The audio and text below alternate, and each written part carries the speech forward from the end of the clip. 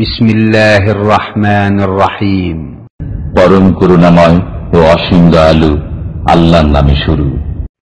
ومن أحسن قولا ممن دعا إلى الله وعمل صالحا وقال إنني من المسلمين।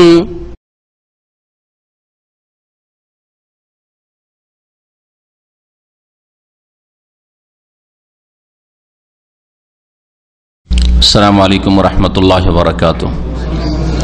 إن الحمد لله نحمده ونستعينه ونستغفره ونعوذ بالله من شرور أنفسنا ومن سيئات أعمالنا من يهده الله فلا مضل له ومن يضلله فلا هادي له وأشهد أن لا إله إلا الله وحده لا شريك له وأشهد أن محمدا عبده ورسوله صلى الله تعالى عليه وعلى آله وصحبه وسلم تسليما كثيرا.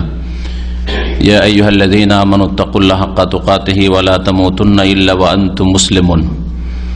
يا أيها الناس اتقوا ربكم الذي خلقكم من نفس واحدة وخلق منها زوجها وبث منهما رجالا كثيرا ونساء واتقوا الله الذي تساءلون به والأرحام إن الله كان عليكم رقيبا.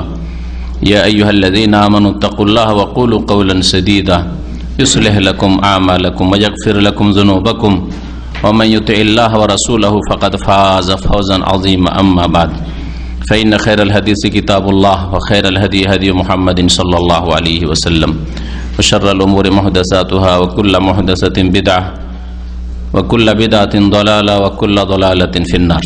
أعوذ بالله من الشيطان الرجيم. وممن خلقنا أمة يهدون بالحق وبه يعدلون. সম্মানিত ভাতৃমণ্ডলী, আল্লাহ পাক রব্বুল আলমিনের যাবতীয় প্রশংসা যে আল্লাহ পাক রব্বুল আলমিন তাঁর দিন কোরআনে করিম এবং তাঁর রাসূল সাল্লাল্লাহু আলাইহি সাল্লামের হাদিসের আকারে নাজিল করেছেন এবং সেই দিনকে আল্লাহ পাক পূর্ণতা দান করেছেন শেষ নবী মুহাম্মদ সাল্লাল্লাহু আলাইহি সাল্লামকে দিয়ে।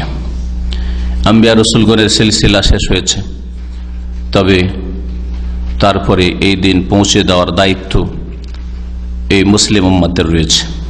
সালাত এবং সালাম নাজিল হোক নবী মুহাম্মদ রাসূলুল্লাহ সাল্লাল্লাহু আলাইহি সাল্লামের উপর, যিনি আল্লাহ পাকের দিন সম্পর্কে বিনা ওয়াহিতে, বিনা আসমানের আকাশের দিক নির্দেশনায় হিদায়াতে কথা বলতেন না। মহান আল্লাহ ইরশাদ করেছেন, ওয়া মা ইয়ানতিকু আনিল হাওয়া ইন হুয়া ইল্লা ওয়াহয়ুন ইউহা। নবী মুহাম্মদ সাল্লাল্লাহু আলাইহি ওয়াসাল্লাম কথা বলতেন না, ওয়া মা ইয়ানতিকু কথা বলতেন না, আনিল হাওয়া খেয়াল খুশি, মন মর্জি, যা মনে আসতো, যা মনে চাইতো তাই বলতেন না, কখনো বলতেন না। দিনের ব্যাপারে, আল্লাহ পাকের ব্যাপারে, আল্লাহ পাকের দিনের ব্যাপারে, আকীদার ব্যাপারে, ইবাদতের ব্যাপারে, হালাল হারামের বিষয়ে ওমা ইয়ানতিকু আনিল হাওয়া, নিজে থেকে কোনো কথা বলতেন না।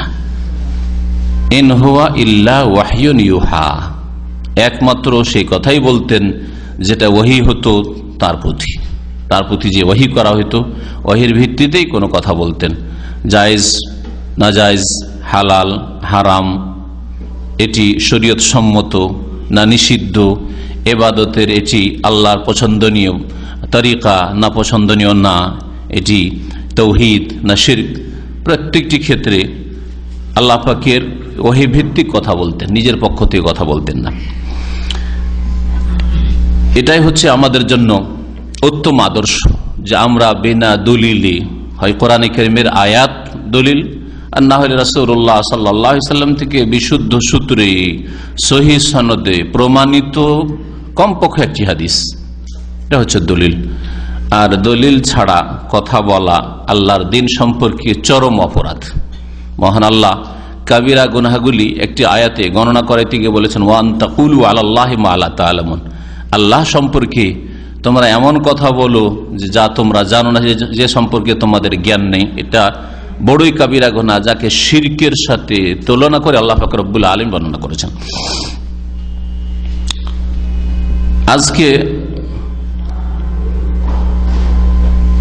আলোচনা করব বিশেষ একটি গুরুত্বপূর্ণ বিষয় সম্পর্কে, যে বিষয়টি সম্পর্কে জনসাধারণের জন্যই শুধু আলোচনা হবে না, বরং তার আগে আলোচনা হবে আমাদের মতো লোকদের জন্য। যারা কোরআন এবং হাদিসের তালেবে ইলম ছাত্র অথবা আলেম, দাওয়াতি কাজ করে, দিন সম্পর্কে কিছু জ্ঞান রাখে, তাদের জন্য বিশেষ করে দিক নির্দেশনা হেদায়েত রয়েছে এই কথাগুলিতে, যেগুলি আইম্মাই কেরাম থেকে, ওলামাই কেরাম থেকে, মুহাদ্দিসিনে কেরাম থেকে, সালাফে সালেহিন থেকে, সাহাবাই কেরাম থেকে, তাবেইন, তাবা তাবেইন থেকে আমি নকল করেছি।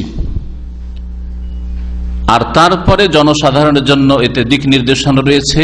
যদি আলেম ওলামাদেরকে এত সতর্ক হইতে হয়, তালেবে ইলমকে যদি এত সতর্ক হইতে হয়, দিনের দায়ী আহ্বানকারীকে যদি এত সতর্ক হইতে হয়, যাদের কাছে দিন সম্পর্কে, কোরআন এবং হাদিস সম্পর্কে অবশ্যই কিছু জ্ঞান রয়েছে, তাহলে জনসাধারণ যারা দু চারটা কথা হয়তো কোথাও শুনেছে, শিখেছে অথবা পড়েছে, দিন সম্পর্কে, দিনের দলিল প্রমাণ সম্পর্কে তেমন কোনো জ্ঞান নেই, আর আল্লাহর দিন সম্পর্কে বলা শুরু করলো, এটা বড়ই জটিল বিষয়।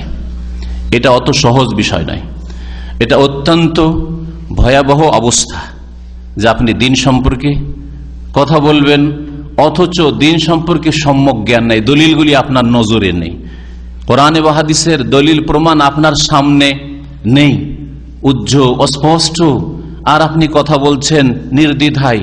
এটা চরম ধৃষ্টতা। বিষয়বস্তু হচ্ছে ফাতুয়া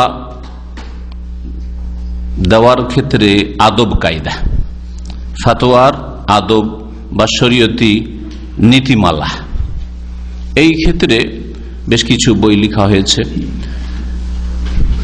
সেই বইগুলি থেকেই সংক্ষেপে একটা আলোচনা আপনাদের সামনে পেশ করব। আল্লাহ পাক রব্বুল আলামিন সূরা আরাফের আয়াত নম্বর 181-তে ইরশাদ করছেন, অমিম্মান খালাকনা, আমি যেসব মানুষকে সৃষ্টি করেছি,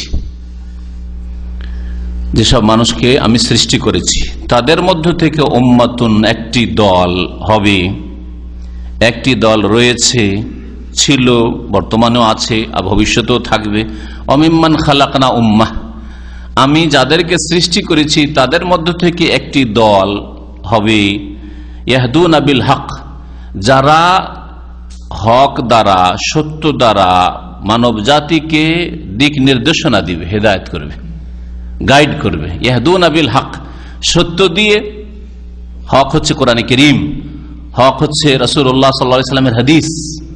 দুটো জিনিসকে আঁকড়ে মজবুত করে ধারণ করতে বলেছেন নবী করিম সাল্লাল্লাহু আলাইহি ওয়াসাল্লাম, তাহলেই নিরাপদ থাকবে, তাহলেই কখনো পথভ্রষ্ট হবে না, গোমরাহ হবে না, জাহান্নামের রাস্তায় যাবে না, ঝুঁকিতে যাবে না। ঝুঁকি থেকে যদি বাঁচতে চাও তাহলে এই দুটো জিনিসকে মজবুত করে ধরে থাকিও, কিতাবুল্লাহ, কোরআনে কারীম, আল্লাহ পাকের বাণী কিতাব, আর সুন্নতি, আর রাসূলুল্লাহ সাল্লাল্লাহু আলাইহি ওয়াসাল্লাম বলছেন আমার আদর্শ, আমার সুন্নাত হাদিস। আমি যাদেরকে সৃষ্টি করেছি, আল্লাহ পাক বলছেন, তাদের মধ্য থেকে এমন একটি জাতি হবে যারা ইয়াহদুনা বিল হক, হক দিয়ে, সত্য দিয়ে মানুষকে হিদায়াত করবে, দিক নির্দেশনা দেবে, গাইড করবে। ওয়াবিহি ইয়াদিলুন, এবং হক দিয়ে, সত্য দিয়ে তারা ন্যায় বিচার করবে, ন্যায়কে প্রতিষ্ঠা করবে, ইনসাফ করবে। ইয়াদিলুন, আল্লাহ পাক দুটি কথা বলেছেন, দিক নির্দেশনা দেবে, মানুষকে গাইড করবে হক দিয়ে, সত্য দিয়ে, আর বিচার যখন করবে, কোন সিদ্ধান্ত পেশ করবে, আর ফতোয়া হচ্ছে সিদ্ধান্ত পেশ করা আল্লাহ পাক সম্পর্কে, আল্লাহ পাকের দিন সম্পর্কে, আল্লাহ পাকের রাসূল সম্পর্কে, হালাল হারাম সম্পর্কে, জায়েজ নাজায়েজ সম্পর্কে, ইবাদত না বিদআত, সুন্নাত না বিদআত, না তাওহীদ না শিরক, এগুলি হচ্ছে এমন বিষয় যে বিষয়গুলিতে হক দ্বারা, মানে কোরআন এবং হাদিস, আল্লাহ প্রদত্ত বিধান দ্বারাই বিচার করবে, বিচারের অন্তর্ভুক্ত। আপনি যে ফতোয়া দিচ্ছেন, আপনি যে কাউকে দিক নির্দেশনা দিচ্ছেন শরীয়তি, আপনি হালাল হারামের কথা বলছেন, জায়েজ নাজায়েজের কথা বলছেন, সুন্নাত বিদআতের কথা বলছেন, কোন একটা হুকুম লাগাচ্ছেন, ব্যক্তি সম্পর্কে হোক, যদি শরীয়তি হুকুম হয়, তাহলে এই সবগুলি বিষয়ে ন্যায় নীতি অবলম্বন করতে হবে। আর ন্যায় তখনই প্রতিষ্ঠা হবে যখন হক দ্বারা ফয়সালা করবেন, হক দ্বারা হেদায়েত করবেন, দিক নির্দেশনা দেবেন। আয়াতটি সূরা আরাফের অত্যন্ত গুরুত্বপূর্ণ বিষয়। ফতোয়ার ক্ষেত্রে, বিচার করার ক্ষেত্রে, মানুষকে রাস্তা দেখাবার ক্ষেত্রে, ধর্মীয় রাস্তা দেখাচ্ছেন, হ্যাঁ, বিপথে চালিত করবেন না। হক দ্বারা রাস্তা দেখাবেন, সত্য দিয়ে রাস্তা দেখাবেন, সত্য দ্বারা সিদ্ধান্ত দেবেন, সত্য দিয়ে, হক দিয়ে, কোরআন এবং হাদিস দিয়ে বিচার পরিচালনা করবেন, ফয়সালা করবেন। সে পারিবারিক ফয়সালা হোক, আর সামাজিক ফয়সালা হোক, আর রাষ্ট্রনীতিতে হোক, আর ফতোয়া দান হোক, আলেম সাহেবের ফতোয়া দান হোক, মুফতি সাহেবের ফতোয়া দেওয়া হোক। ইয়াহদুনা বিল হক ওয়া বিহি ইয়াদিলুন, হক দিয়ে হেদায়েত করবে, গাইড করবে, আর হক দিয়েই সিদ্ধান্ত পেশ করবে। মহান আল্লাহ সূরা নাহলের আয়াত নম্বর 43-এ ইরশাদ করেছেন, ওমা আরসালনা মিন ক্বাবলিকা ইল্লা রিজালান নুহি ইলাইহিম, হে নবী মুহাম্মদ সাল্লাল্লাহু আলাইহি ওয়াসাল্লাম, তোমার পূর্বে আমি যত রাসূলকে পাঠিয়েছি, যত রাসূলকে আমি পাঠিয়েছি তোমার পূর্বে, তারা ছিল ইল্লা রিজালান, তারা ছিল পুরুষ, শুধু মানুষ না। আল্লাহ অনাস বলেননি, মানুষের মধ্যে মহিলাও শামিল, নারী জাতীয় শামিল। আল্লাহ ইল্লা রিজালান, তারা পুরুষ লোক ছিল, পুরুষ মানুষ ছিল তারা, জিন ছিল না। জিনদের মধ্যে কোনো নবী রসুল পাঠায়নি, নারী জাতির মধ্যে কোন নবী রসুল পাঠায়নি। ইল্লা রিজালান, তারা পুরুষ ছিল যত নবী রসুল এসছে। আর তারা খেয়াল খুশি কথা বলেননি, নুহি ইলাইহিম, তাদের কাছে আমি প্রত্যাদেশ করতাম, ওহী নাজিল করতাম। সুতরাং তারা ওহী ভিত্তিক কথা বলেছেন, আল্লাহর দিক নির্দেশনা মোতাবেক কথা বলেছেন।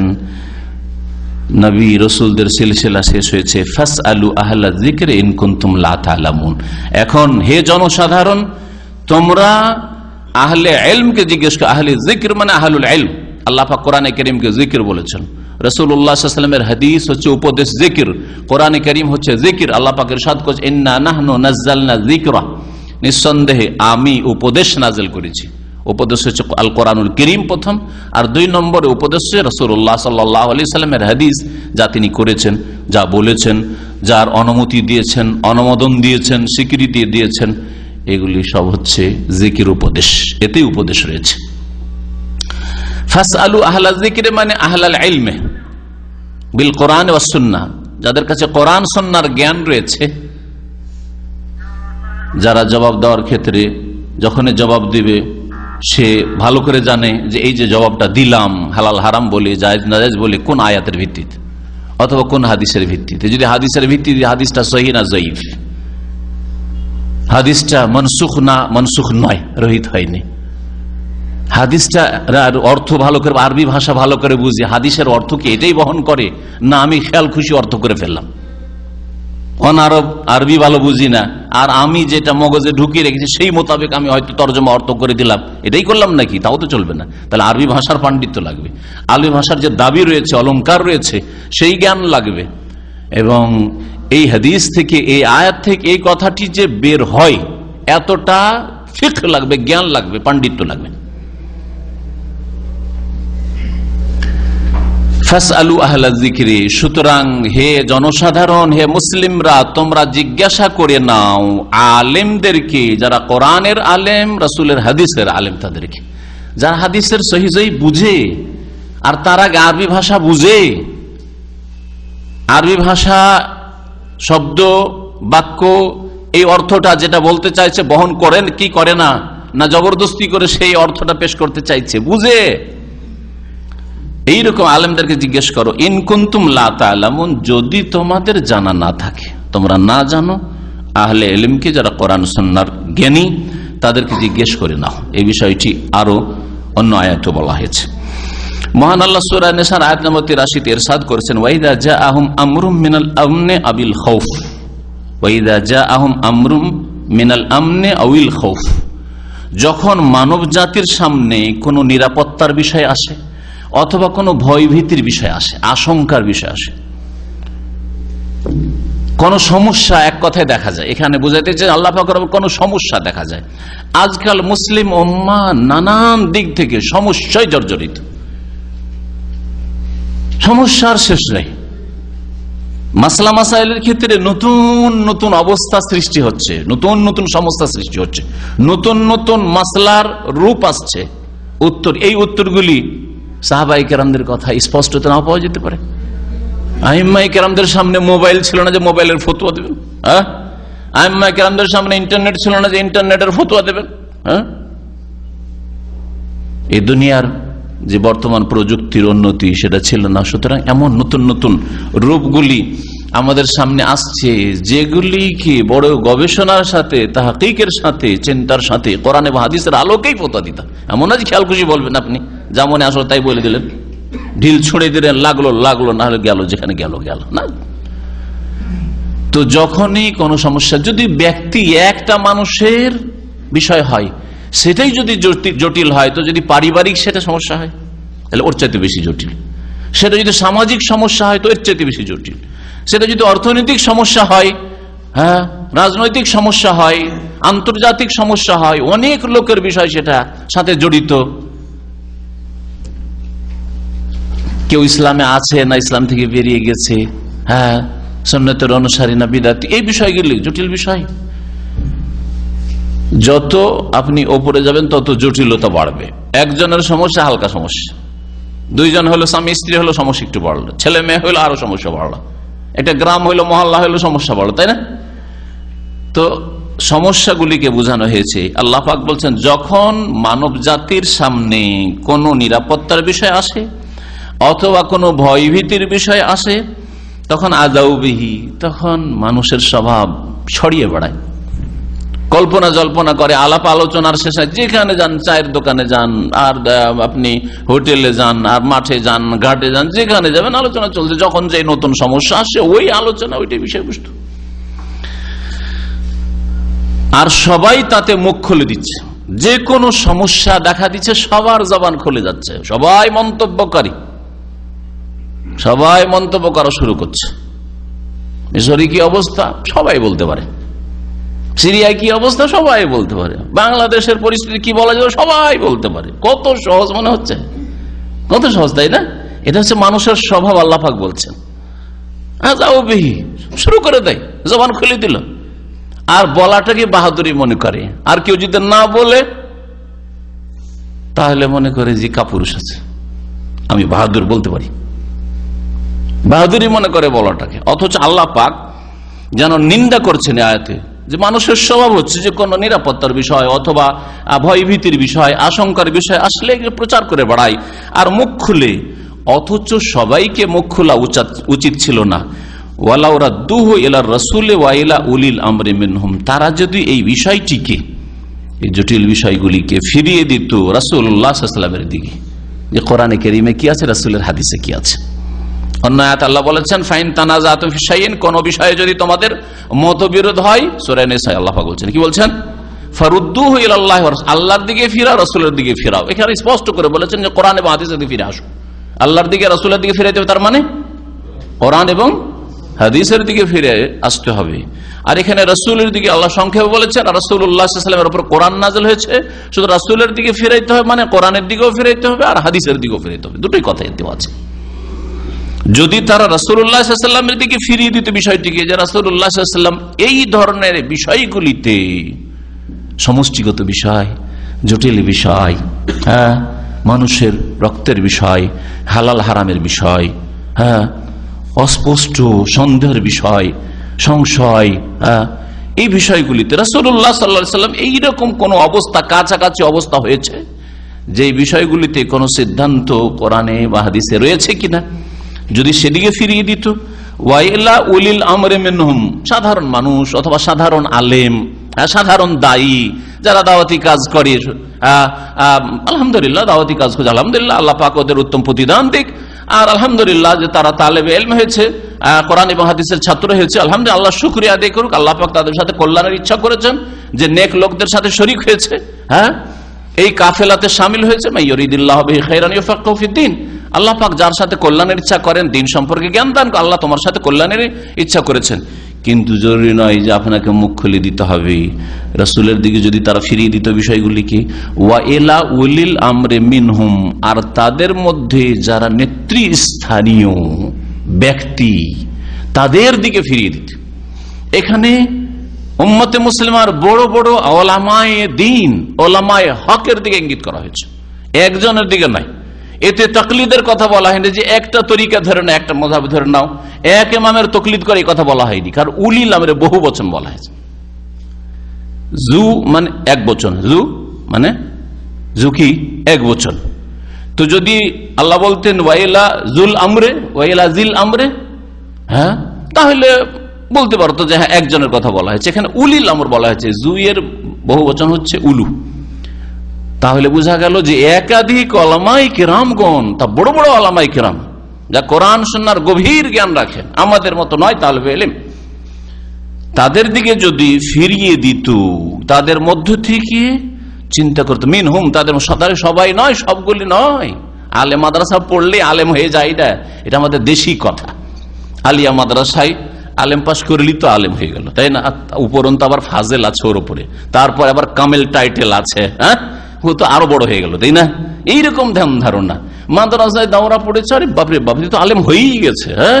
আর তার উপরে যদি আবার মুফতিয়ানা পাশ করে, তাহলে তার বলতেই হবে না, তাহলে তো ফতোয়া দেওয়ার অধিকার হয়ে গেছে, তার ন্যায্য অধিকার, তাই না? দাওয়াতি কাজ যদি করে তার মানে এই যে ফতোয়া দিয়ে বেড়াইতে হবে, হ্যাঁ, তার অধিকার হয়ে গেছে, তাও অধিকার হয়নি।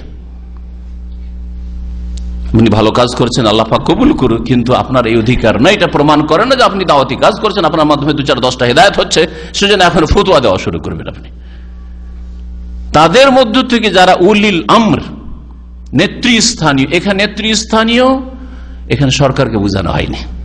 যাদের কাছে ক্ষমতার নেতৃত্ব রয়েছে তাদেরকে বোঝানো, যাদের কাছে কোরআন সুন্নাহর ইলমের নেতৃত্ব রয়েছে, কোরআন সুন্নাহর গভীর জ্ঞান রাখে। কারণ নেতা হচ্ছে দুই প্রকার, দিনের নেতা আর দুনিয়ার নেতা। দুনিয়ার নেতা হচ্ছে তাদের আনুগত্য করতে হবে প্রত্যেকটি জায়েজ কাজে। যদি জায়েজ কাজ বলে তাহলে সামেনা ওয়া আতানা, আল্লাহ পাক শিখিয়েছেন, শুনবো এবং মানবো। অবৈধ কাজ তাহলে না, কখনো মানা যাবে না। ফালা তুতিহুমা, বাপ মা হইলেও, সবচেয়ে বড় তোমার অভিভাবক, তোমার নেতা হচ্ছে বাপ আর মা, ফালা তুতিহুমা, আল্লাহ বলছেন তাদের আনুগত্য করবে না যদি হারাম নাজায়েজ কাজ বলে, অবৈধ কাজ বলে, কথা বলে, তাহলে। কিন্তু যতক্ষণ জায়েজ বলছে আনুগত্য করে যেতে হবে। আর আলেমদের ক্ষেত্রে আল্লাহ পাক বলছেন আলেমরা আসল নেতা।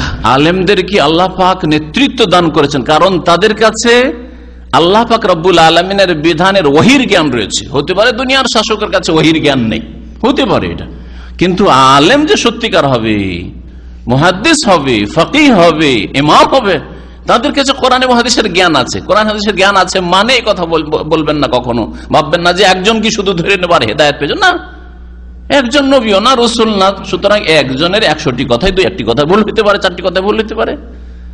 তবে সমষ্টিগত ভাবে উলামায়ে কেরাম যারা কোরআন সুন্নাহর দলিল ভিত্তিক কথা বলেন, তারা হচ্ছে ধর্মীয় নেতা, দিনের নেতা। তাদের দিকে ফিরাতে বলছেন রাসূলুল্লাহ সাল্লাল্লাহু আলাইহি ওয়াসাল্লাম দিকে ফিরানোর পরে কোরআনের দিকে ফিরান, হাদিসের দিকে ফিরান। কিন্তু কোরআন হাদিস সরাসরি আপনি বুঝে উপলব্ধি করতে পারবেন না যে এই হাদিসের ভিত্তিতে অথবা এই আয়াতের ভিত্তিতে এই সমস্যার সমাধান হইতে পারে।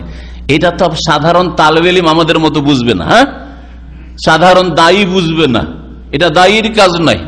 এটা আপনার মাদ্রাসা পড়ে নিয়েছে, দাওরা হয়ে গেছে, মুফতিয়ানাতে সার্টিফিকেট পেয়ে গেছে, তার কাজ নয়। এটা হচ্ছে যারা গভীর জ্ঞান রাখেন কোরআন সুন্নাহর, প্রশস্ত দৃষ্টি আছে কোরআনে কারীমের আয়াতগুলির উপর শুরু থেকে শেষ পর্যন্ত, রাসূলুল্লাহ সাল্লাল্লাহু আলাইহি ওয়াসাল্লাম হাদিসের উপর গভীর দৃষ্টি আছে, সহিহ যায়িফ কোন হাদিসটা আর ভিত্তিতে এই মাসলাটার সমাধান হইতে পারে, এর উত্তর কোন হাদিস থেকে বেরিয়ে আসতে পারে, এইরকম জ্ঞান যাদের আছে তাদের দিকে, সেসব উলামায়ে হকের দিকে যদি ফিরিয়ে দিত, লাআলিমাহুল্লাযিনা ইস্তামবিতুনাহু মিনহুম, তাহলে অবশ্যই জেনে নিতে পারতেন ওই সব লোকেরা যারা তাদের মধ্য থেকে কোরআন এবং হাদিস থেকে ইস্তেমবাত করতে পারে, মাসলা গ্রহণ করতে পারে।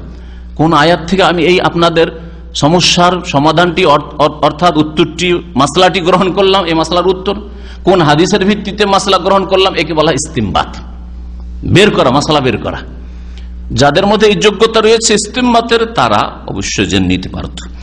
আর মনে রাখবেন এই দরজা বন্ধ হয়নি, যেমন এক শ্রেণীর লোকেরা বলছে ওই দরজা বন্ধ হয়ে গেছে, ব্যাস ওই যুগে ছিল 4 ইমাম যা বুঝার বুঝে নিয়েছেন, এখন আমাদের কাজ অন্ধভাবে শিরনত করে তাদের একজনকে ধরে নেওয়া ছাড়া আর কোনো উপায় নেই। এইটা ভুল রাস্তা।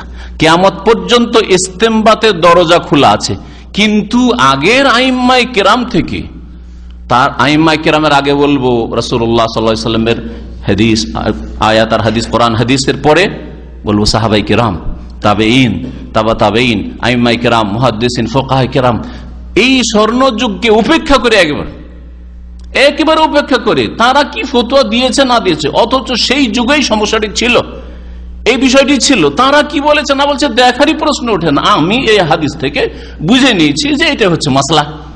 এটা বিপজ্জনক, এটা বড়ই মারাত্মক যে 1400 বছরের ইতিহাসে এই রকমের উত্তর না সাহাবায়ে কেরামরা দিয়েছেন, না তাবেঈনরা দিয়েছেন, না তাবা তাবেঈন দিয়েছেন, না 4 ইমামের কোন এক ইমাম দিয়েছেন, না ইমাম বুখারী, মুসলিম, আবু দাউদ, নাসাঈ, তিরমিজি, ইবনে মাজাহ মুহাদ্দিসিনরা কেউ দিয়েছেন। তাহলে আপনার সালাফ কেউ নেই, আপনার পূর্বসূরি, আপনার পূর্বে কোন ওই রকম বড় আলেমে দ্বীন, ফাকিহ, ইমাম কেউ বলেননি। আর আপনি নতুন একটা কথা ছেড়ে দিলেন, বলেন আমি একেবারে আসল সমস্যার সমাধান দিলাম, আসল ধর্মের ব্যাখ্যা আমি দিলাম, আমি আসলে যে মাসলার উত্তরটা দিলাম, আমরা যেটা বলছি এটাই ঠিক। অথচ একজনও পাওয়া যায় না আপনাদের যেই উত্তরটি বা যেই সমাধানটি সেই কথাটি বলতে, কাউকে পাওয়া যায় না। এজন্য নাসিরউদ্দিন আলবানী রাহমাতুল্লাহ আলাইহি বেশ কিছু মাসলাই অধিকাংশ ইমাম কেরাম থেকে ভিন্ন হলেও তিনি বলছেন যে যে কোনো মাসলাই আমার মত রয়েছে, সেটা অবশ্যই কোন সাহাবী অথবা তাবেঈ থেকে বর্ণিত আছে। আমি তাদের থেকে একেবারে কেটে পড়েছি, যে কোন সাহাবীও বললেন না, কোন তাবেঈ বললেন না, তাবা তাবেঈন স্বর্ণযুগে কেউ বললেন না, আর নতুন করে আমি একটা পেশ করে দিলাম, এটা কখনো আমি করিনি। এটা হচ্ছে নিরাপত্তা, এটা হচ্ছে সতর্কতা, এটা হচ্ছে নিজেকে আল্লাহর আযাব থেকে রক্ষা করা, যে আমার পূর্বেও আইম্মায়ে কেরামগণ বলেছেন, আমি কোনো নতুন কথা নিয়ে আসিনি ধর্মের নামে। কিন্তু আজকাল নতুন নতুন কথা, যার কোন হদিস পাওয়া যায় না 1400 বছরের ইতিহাসে। নজির উদাহরণস্বরূপ পেশ করলে অনেকে কষ্ট পাবেন, সেই জন্য সাধারণভাবে চলি। তো রাসূলের দিকে আল্লাহ ফিরাতে বললেন, আর তার মানে কোরআন হাদিসের দিকে, আর ফিরাতে বললেন কোন দিকে? ওয়া ইলা উলিল আমরি মিনহুম, যারা কোরআন এবং হাদিসের জ্ঞানে নেতৃত্ব রাখেন, দ্বীনি নেতৃত্ব যাদের কাছে রয়েছে, উলামায়ে কেরাম, আইম্মায়ে কেরাম, তার আগে সাহাবায়ে কেরাম, তাবেঈন, তাবা তাবেঈন রাহমাতুল্লাহি আলাইহিম আজমাইন, তাদের দিকে যদি ফিরিয়ে দিত, তাহলে অবশ্যই তাদের মধ্যে যারা বের করতে পারে মাসলা মাসাইল কোরআন এবং হাদিস নেড়ে ঘেটে, তারা ওটা জানতে পারত, আর তাদের কাছ থেকে জনসাধারণ জেনে নিতে পারত, সমস্যার সমাধান হয়ে যেত।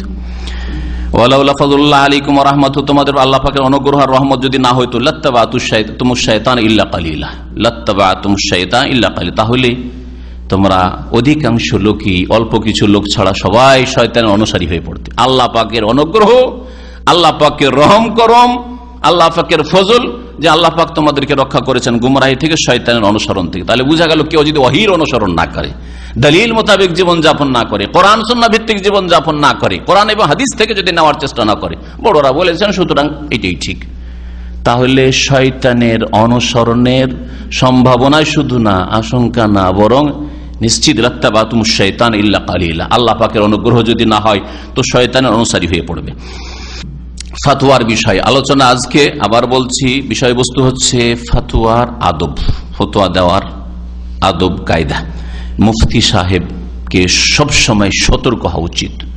ফতোয়া দেওয়ার ক্ষেত্রে এত দুঃসাহসিকতা প্রকাশ করা বা দেখানো মোটেই তার জন্য কল্যাণকর নয়, মোটেই তার জন্য কল্যাণকর নয়। অন্যের কথা যাদেরকে ফতোয়া দিল আর ভুল পথে চালিত করলো, গুমরাহ করলো, তা তো হইলই হলো, কিন্তু তার জন্য বড়ই ঝুঁকিপূর্ণ বিষয়। এই বিষয় সম্পর্কে বলছেন, আমি যে কিতাব থেকে নকল করেছি সেই কিতাবের নাম হচ্ছে ফতোয়ার আদব, মুফতির আদব আর ফতোয়া জিজ্ঞাসাকারীর আদব কায়দা। এই কিতাবে 3টি বিষয় আলোচনা: ফতোয়ার আদব, মুফতি সাহেবের আদব কায়দা কেমন হওয়া উচিত, আর যে ফতোয়া জিজ্ঞাসা করছেন তার আদব কায়দা কেমন উচিত। এই কিতাবের লেখক রাহমাতুল্লাহ আলাইহি বলছেন যে এই বিষয়টি অত্যন্ত গুরুত্বপূর্ণ বিষয়, আর এই বিষয়ে বেশ কিছু আইম্মায়ে কেরাম, উলামায়ে কেরাম কিতাব লিখেছেন। তার মধ্যে একজন হচ্ছেন আবুল কাসেম সাইমারি সাহেবুল হাবি, অর্থাৎ ইমাম সৈয়দুর উস্তাদ, আর দ্বিতীয় জন হচ্ছেন খতিব আবু বকর বাগদাদি, খতিব বাগদাদি বলে যিনি পরিচিত প্রসিদ্ধ, আর তৃতীয় ব্যক্তি হচ্ছে আবু আমর ইবনে সালাহ, যিনি উসুলে হাদিস বা মুস্তালাহ হাদিসের বড় ইমাম ছিলেন। এই 3 জন ফতোয়ার বিষয়ে, ফতোয়ার আদব কায়দার বিষয়ে আলাদা আলাদা পৃথক পৃথক কিতাব লিখেছেন। ওই সব কিতাব থেকে সংকলন এবং আরো অন্যান্য কিতাব থেকে সংকলন করে বিষয়গুলি পেশ করছি। যে উলামায়ে কেরাম কোন সালাফে সালেহিন, সাহাবায়ে কেরামদের জামানা থেকে শুরু করে ফতোয়া সম্পর্কে, শরীয়তের হ্যাঁ না, হালাল হারাম, জায়েজ না জায়েজ, সুন্নত বিদআত, এই সম্পর্কে জবাব দেওয়ার ক্ষেত্রে কত তারা সতর্ক ছিলেন। বলছেন যে ফতোয়ার বিষয়টি অত্যন্ত বিপজ্জনক, আজিমুল খাতার, অত্যন্ত বিপজ্জনক, ঝুঁকিপূর্ণ, কবিরুল মওকে। এই অবস্থাটি সাধারণ অবস্থা নয়, অসাধারণ বিষয়। যেমন তেমন বিষয় না যে ডাল ভাত মনে করলেন আপনি, আর চায়ের দোকানে বসে একটা যে কোনো কথা উঠলে কেউ বলছে কাফের, কেউ বলছে মুসলিম, কেউ বলছে শুন, কেউ বলছে বিদআত, কেউ বলছে হালাল, কেউ হারাম, শুরু করে দিল। এইরকম নয়। আর যদি সত্যিকার অর্থে সহি জবাব দিতে পারে আর কোরআন এবং হাদিস ভিত্তিক জবাব দেওয়ার দক্ষতা থাকে, তো কাসিরুল ফজল, এর ফজিলত রয়েছে। কারণ অনেক লোকের সমস্যার সমাধান করলেন, নয় লোকগুলি অন্ধকারে থাকতো, লোকগুলি পথভ্রষ্ট হয়ে যেত। তাহলে ফজিলতের দিক দিয়েও বড় ফজিলত রয়েছে।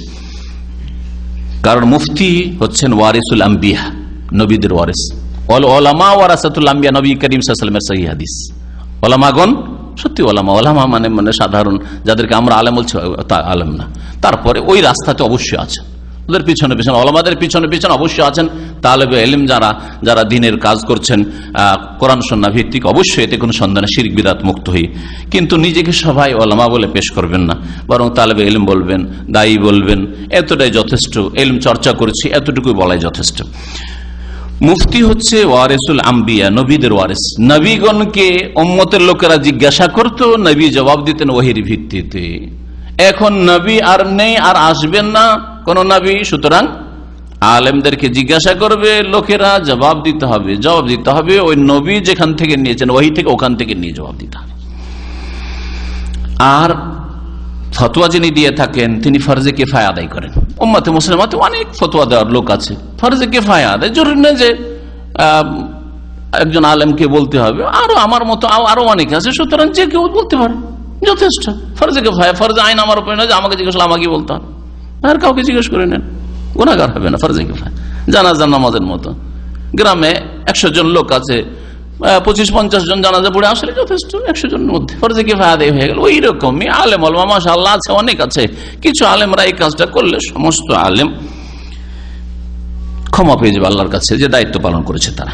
তবে মানুষ যারা নবীদের ওয়ারিস, তাদের ভুল হইতে পারে, তাদের কাছে ওহী আসে না। এই জন্য মুফতি সম্পর্কে অনেক ওলামায়ে কেরামরাই বলেছেন, বড় বড় আলেমরা, যে আল মুফতি মুআক্কিউন আনিল্লাহি তাআলা। আর আমি এই কথাটি অনেক আলোচনাতে আগে বলেছি, মুফতি সাহেব আল্লাহর পক্ষ থেকে যেন স্বাক্ষরকারী, সাইন করে থাকেন। আর এই নাম দিয়েই ইমাম ইবনুল কাইয়িম রাহমাতুল্লাহর একটি কিতাব রয়েছে, ইলামুল মুআক্কিয়িন আন রাব্বিল আলামিন। ইলামুল মুআক্কিয়িন মানে যারা স্বাক্ষরকারী, তাদেরকে জ্ঞাত করা হচ্ছে ইলামুল মুআক্কিয়িন। স্বাক্ষরকারী কার পক্ষ থেকে? আন রব্বুল আলামিন, রব্বুল আলামিন বিশ্বজাহানের পালনকর্তার তরফ থেকে। আল্লাহ পাক এসে বলবেন না যে তোমার জন্য এটা হালাল, হ্যাঁ এটা সুদ নয়, তোমার জন্য এটা হারাম, তোমার জন্য এটা জায়েজ নয়, তোমার জন্য এটা বৈধ। হ্যাঁ, তো আল্লাহর পক্ষ থেকে যেন মুফতি সাহেব কি করছেন? সাইন করছেন। লিখিত ফতোয়া দিলে আসলেই সাইন করছেন, আর না হলে মুখে যখনই জবাব দিলেন যেন আল্লাহর পক্ষ থেকে। প্রখ্যাত তাবী ইবনুল মুনকাদির তিনি বলছেন, আল আলেম বাইনাল্লাহি তাআলা ওয়া খালকিহি। আলেম ব্যক্তি যাকে লোকেরা জিজ্ঞেস করবে আর যিনি জবাব দেবেন শরীয়তের মাসলা মাসাইল, তিনি যেন আল্লাহর মাঝখানে আর আল্লাহর সৃষ্টি মানুষের মাঝখানে, মিডিয়াম, মাধ্যম। যখন মাঝখানে আপনি দাঁড়িয়েছেন, আল্লাহর কাছ থেকে নিয়ে, মানে কোরআন এবং হাদিস থেকে নিয়ে লোকজনকে দিচ্ছেন, ফালিয়ানজুর কাইফা ইয়াদখুল বাইনাহুম, ভালো করে চিন্তা করে নাও আলেম সাহেব, মুফতি সাহেব, যে আল্লাহর মাঝে আর আল্লাহর বান্দাদের মাঝে কি অবস্থায় আপনি দাঁড়িয়েছেন। দলিল প্রমাণ নিয়ে দাঁড়িয়েছেন না দলিলবিহীন কথা বলতে শুরু করেছেন? চিন্তা করুন একটু ভালো করে চিন্তা করেন। বলছেন রবিন আনিস সালাফ ফুদালাইল খালাফ, সালাফে সালেহিন থেকে, মানে সাহাবায়ে কেরাম, তাবেইন, তাবা তাবেইন থেকে, আর তার পরের যুগের অনেক নেক লোকদের থেকে, পরবর্তীতে যারা আসছেন তাদের কাছ থেকে ফতোয়ার বিষয়ে অধিকাংশ ক্ষেত্রে নীরবতা প্রমাণিত। হালাল হারাম জিজ্ঞেস করলে, জায়েজ না জায়েজ জিজ্ঞেস করলে, বৈধ অবৈধর কথা জিজ্ঞেস করলে এটার উত্তর কি হবে? বলছেন মিনাত তাওয়াক্কুফ আনিল ফুতিয়া আশিয়া কাসীরা মারুফা, বহু ক্ষেত্রে তারা চুপ হয়ে গেছেন, না জবাব জানি না। তার কিছু কথা নাযকুর মিনহা আহরফান তাবাররুকান, কিছু কথা উল্লেখ করব আইম্মায়ে কেরাম, সালাফে সালেহিন, সাহাবায়ে কেরামের আমল থেকে শুরু করে আজ পর্যন্ত বড় বড় ওলামারা ফতোয়া জিজ্ঞেস করলে তারা চুপ হয়ে যেতেন বা বলতেন জানি না, লা আদরি। আব্দুর রহমান ইবনে আবি লাইলা প্রখ্যাত তাবেঈ, তিনি বলছেন, আর আরেকজন সাহাবী বারা থেকেও বর্ণিত রয়েছে, বলছেন আদরাকতু 20 ওয়া মিয়াতাম মিনাল আনসার মিন আসহাবি রাসূলিল্লাহ সাল্লাল্লাহু আলাইহি ওয়াসাল্লাম, রাসূলুল্লাহ সাল্লাল্লাহু আলাইহি সাল্লামের আনসারী 120 জন সাহাবীকে আমি পেয়েছি। বলছেন ইউসআলু আহাদুম আনিল মাসআলা, কোন একটা মাসআলা জিজ্ঞেস করা হয়তো কাকে? আমাদের মতো অবাঞ্ছিত লোকদেরকে, হ্যাঁ না, কাকে জিজ্ঞেস করা হয়তো? আনসারী সাহাবায়ে কেরামকে জিজ্ঞেস করা হয়তো। ফায়ারুদ্দুহা হাযা ইলা হাযা, বলতো অমুককে জিজ্ঞেস করলাম। ওর কাছে যখন যেত ওয়াহাযা ইলা, বলছে যা অমুকের কাছে চলে যাও। হাত্তা তার এই ঘুরতে ঘুরতে বেচারা চক্কর দিতে দিতে দিতে আবার ওই প্রথম লোকের কাছে ফিরে আসে। ওই শেষ লোক কয়েক জায়গায় ঘুরে ঘুরে ঘুরে আবার বলছে অমুকের কাছে চলে যাও। ওই প্রথম যাকে জিজ্ঞেস করেছো তার কাছে আবার ফিরে আসতে হইতো। অফেরি বায়াতিন, আরেকটি বর্ণনায় তাদের বর্ণিত রয়েছে, বলছেন মা মিনহুম মান ইউহাদ্দিসু বিহাদিসিন ইল্লা ওয়াদ্দা আন্না আখাহু কাফাহু ইয়াহু, যে কোনো সাহাবী যদি কোনো মাসলার উত্তর দিতেন, উত্তর দিতে গিয়েও মনে তাদের আন্তরিক ইচ্ছা হইতো, আকাঙ্ক্ষা হইতো যে হায় আমাকে কেন জবাবটা দিতে হইল, আমার কোনো আর অন্য ভাই যদি এই জবাবটা দিয়ে দিত তাহলে আমি বেঁচে যেতাম। আর আজকাল খ্যাতি কি করে ছড়াবে, লোকে চিনবে কি করে? বেশি করে জবাব দেবো তাই না চিনবে, হ্যাঁ বেশি বেশি কথা বলবো তাই না চিনবে, ফেমাস হবো তাই না। আল্লাহ হেফাজত করে আমাদের। ওয়ালা ইউস্তাফতা আন শাইইন ইল্লা ওয়াদ্দা আন্না আখাহু কাফাহুল ফুতিয়া, আর কোন ফতোয়া জিজ্ঞাসা করা হলে মনের আকাঙ্ক্ষা, মনের চাহিদা এই হইতো যে না ভাই আমি পারছি না, অন্য কোনো ভাইকে জিজ্ঞেস করলে ভালো, অন্য কেউ ওই কাজটা করে দিই। আব্দুল্লাহ বিন মাসউদ রাদিয়াল্লাহু তাআলা প্রখ্যাত মুফতি সাহাবী, আব্দুল্লাহ বিন আব্বাস রাদিয়াল্লাহু প্রখ্যাত মুফাসসির মুফতি ফাকিহ সাহাবী রাদিয়াল্লাহু আনহু আজমাইন, তাদের থেকে বর্ণিত রয়েছে মান আফতা আন কুল্লি মা ইউসাল ফাহুয়া মাজনুন, যেই ব্যক্তি ফতোয়া দেবে যে কোনো জিজ্ঞাসা করলে খালি হাতে ফিরিয়ে দেবে না। জিজ্ঞাসা করে যখন কিছু না কিছু দিয়ে বিদায় করতে হবে তাই না, ওই ভিক্ষা চাওয়ার মতো না। ভিক্ষা চাওয়া সহজ ব্যাপার, টাকা পয়সা দিয়ে দিলেন কোনো ঝুঁকি নেই, হ্যাঁ খাদ্যদ্রব্য চাল ডাল দিয়ে দিলেন কোনো ঝুঁকি নেই। ঝুঁকি আছে? ঝুঁকি নেই আলহামদুলিল্লাহ, কিন্তু ফতোয়া দিবেন ভুল হলো না সহি হইলো, কোন আয়াত হাদিসের ভিত্তিতে ঝুঁকিপূর্ণ। বলছেন যে যেই ব্যক্তি প্রত্যেকটি জিজ্ঞাসার উত্তর দেবে মাসলা মাসাইলের ক্ষেত্রে জেনে নাও ফাহুয়া মজনুন, সে হচ্ছে কি পাগল। ওই জন্য সবসময় কথা বলে, যে কোনো সমস্যায় মুসলিম উম্মাতের কথা বলতে হবে, যে কোনো ম্যাটার নিয়ে কথা বলতে হবে। কেন অমুক সাহেব কথা বলে না এই বিষয়ে, কেন এটা কথা বলেন ওইটা কথা বলেন, সবটাই কথা বলতে হবে। যদি কেউ মনে করে সব কথা বল, তারাও পাগল।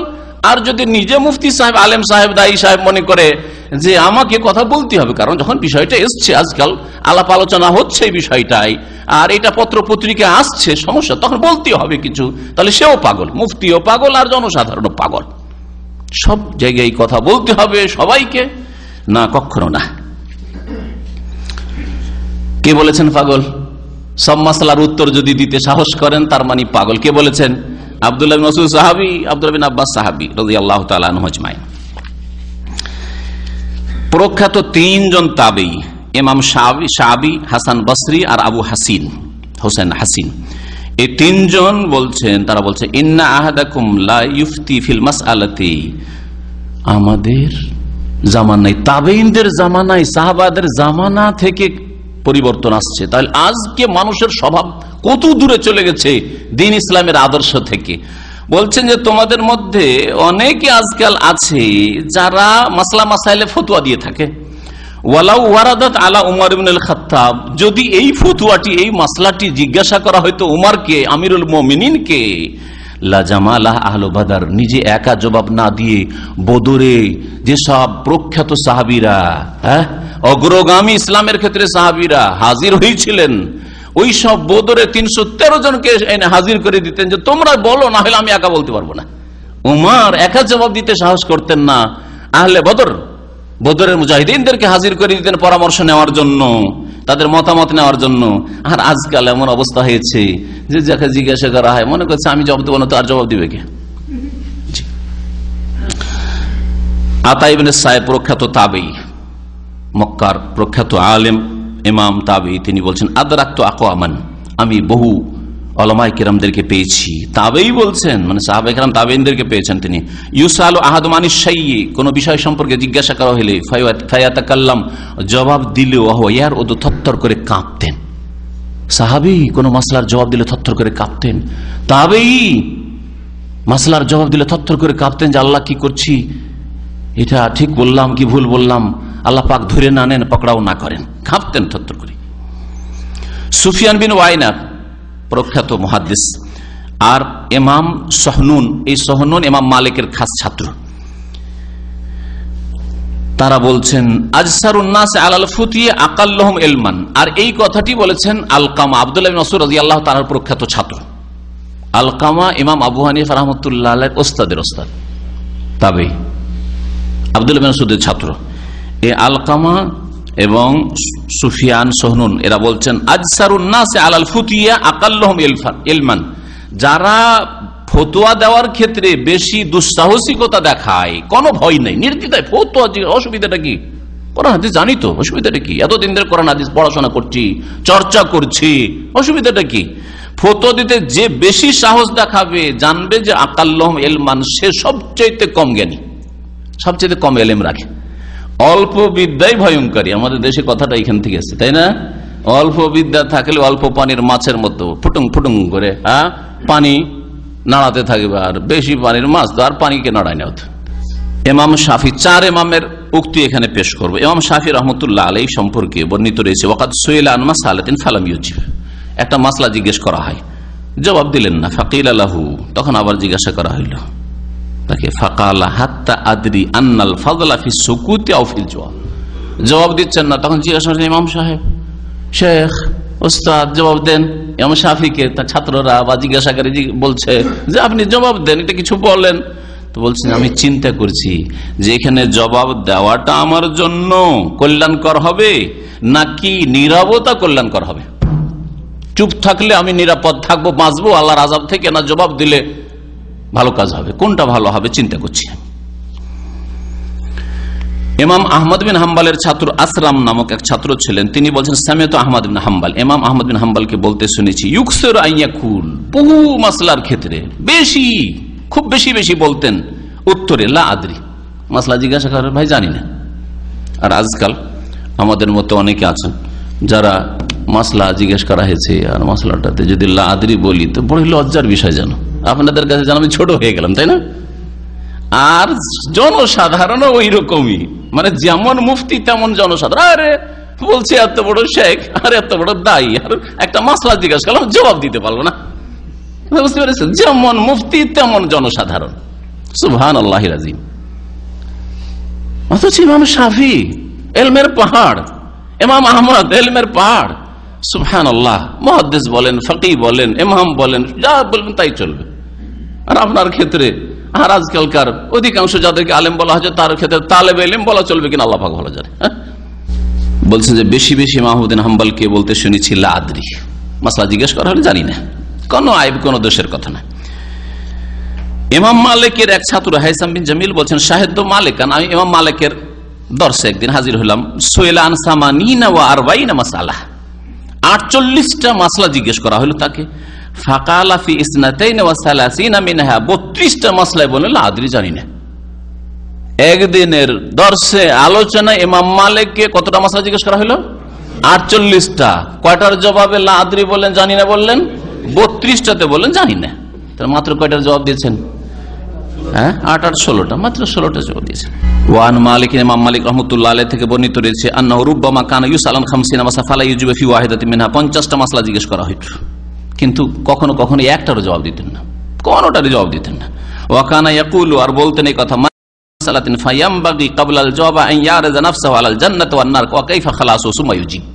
সুবহানাল্লাহ, বলতেন তিনি 50টা মাসলার একটার উত্তর দিলেন না, বলছেন জানি না জানি না জানি না। তারপরে বলতেন যে কেউ যদি কোনো মাসলার উত্তর দিতে চায় তো তার জন্য উচিত হবে জবাব দেওয়ার আগে, উত্তর দেওয়ার আগে, যে নিজেকে যেন জান্নাতের উপর পেশ করে দেখে আর জাহান্নামের উপর পেশ করে থাকে, যে আমি এই মাসলার উত্তর দিয়ে জান্নাতে যাব না জাহান্নামে যাব। মানে মাসলায় আমি আসলে কি কনফার্ম, নিশ্চিত যে কোরআন এবং হাদিস এটাই বলে, কোরআন এবং হাদিস সম্পর্কে ভালো জ্ঞান আমার কি এই মাসলায় আছে, সম্যক জ্ঞান আছে, জবাব দেওয়ার মতো যোগ্যতা আছে? যদি জ্ঞান থাকে তাহলে জান্নাতের আশা করতে পারি যে আল্লাহর কাছে কিছু পাবো সমস্যার সমাধান দিয়ে।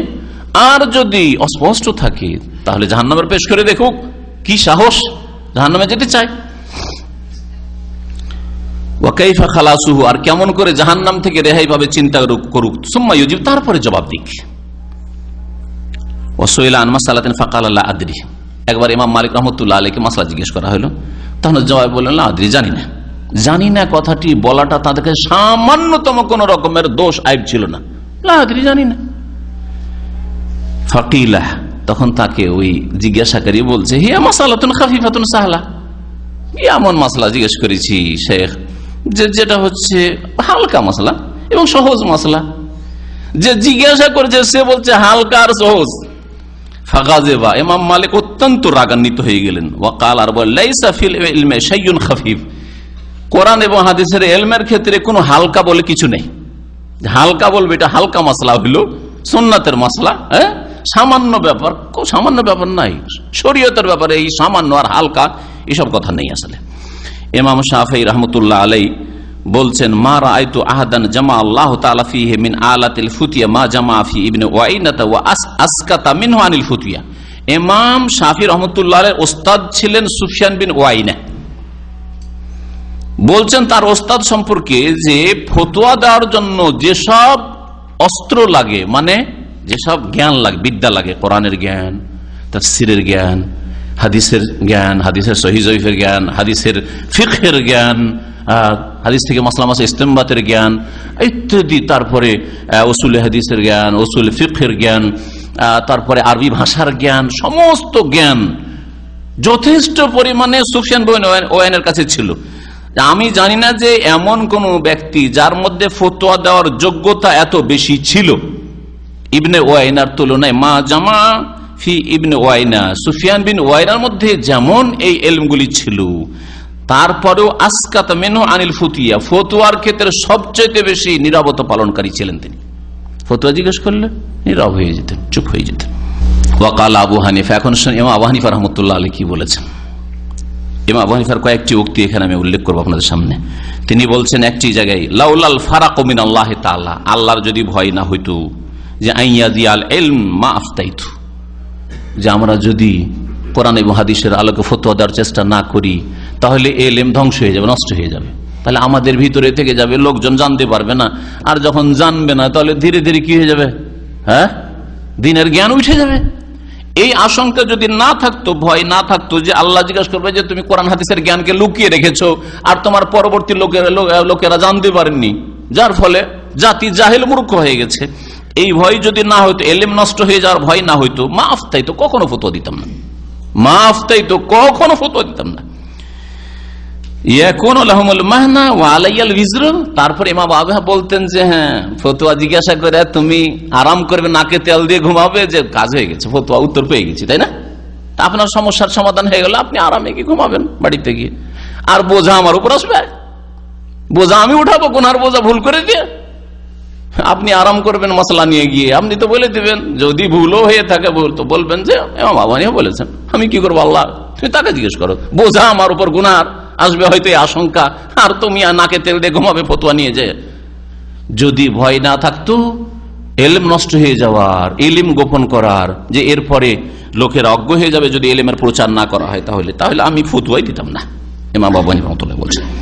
আরো শোনেন অন্যদেরকে ফতোয়া দানের ক্ষেত্রে কি হেদায়েত নামা দিচ্ছেন, কি দিক নির্দেশনা দিচ্ছেন ইমাম আবু হানিফা। ইমাম আবু হানিফা রাহমাতুল্লাহ আলাইহি বলছেন লা ইয়াহিল্লু লিআহাদিন আন ইয়াখুযা বিকাউলিনা মা লাম ইয়ালাম মিন আইনা আখাযনাহু, কোন মানুষের জন্য আমাদের কথা গ্রহণ করা হালাল নয়।